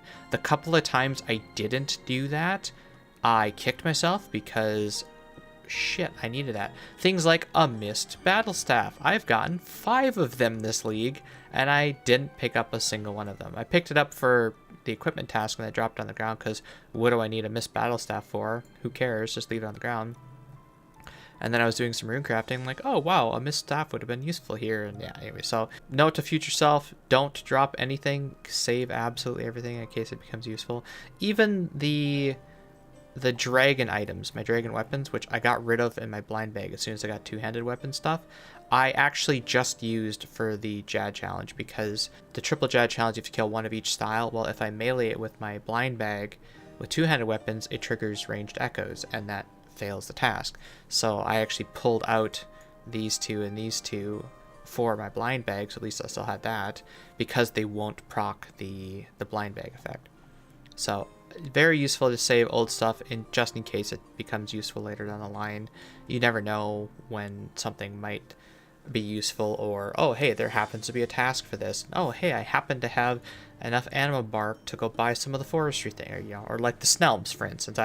I happened to kill a snail because it was a Morytania diary thing. I accidentally killed 2, and then oh hey, there's a task to equip 3 of them, so I go out and kill another one and get it done. So definitely want to save all of your junk. You never know when it could be useful. And that's pretty much it for the bank. The main drops, like I said, are here. We ended up getting 3 pets. Chomp Chick because we had Western Diary. Might as well go for it since I might not have that option in a future league. Huntliff, after going 400 dry last league and 256 dry this league, I think we were deserved that pet. And then 200 mil thieving into Rocky is pretty simple. 200 mil magic for an easy 400 points. Let's go. And that pretty much wraps up all of my League's journey. Didn't end up getting a scythe, and after finding out that the Blindbag is triggered per swing and not per melee hit, like the ranged echoes are, it kind of killed my motivation to try and get a scythe. At most, scythe would just be stuck in the Blindbag, and then the actual content of what I'm doing is still a 4-tick Mockweedle everywhere I go, and maybe sometimes you pull out a scythe and swing a scythe. So I got my 25 KC, didn't end up getting the mega rare, so I didn't get those 400 points. That's fine. We're well past Dragon, and just doing some of the Endless Harvest over the next couple weeks will get me another couple thousand points.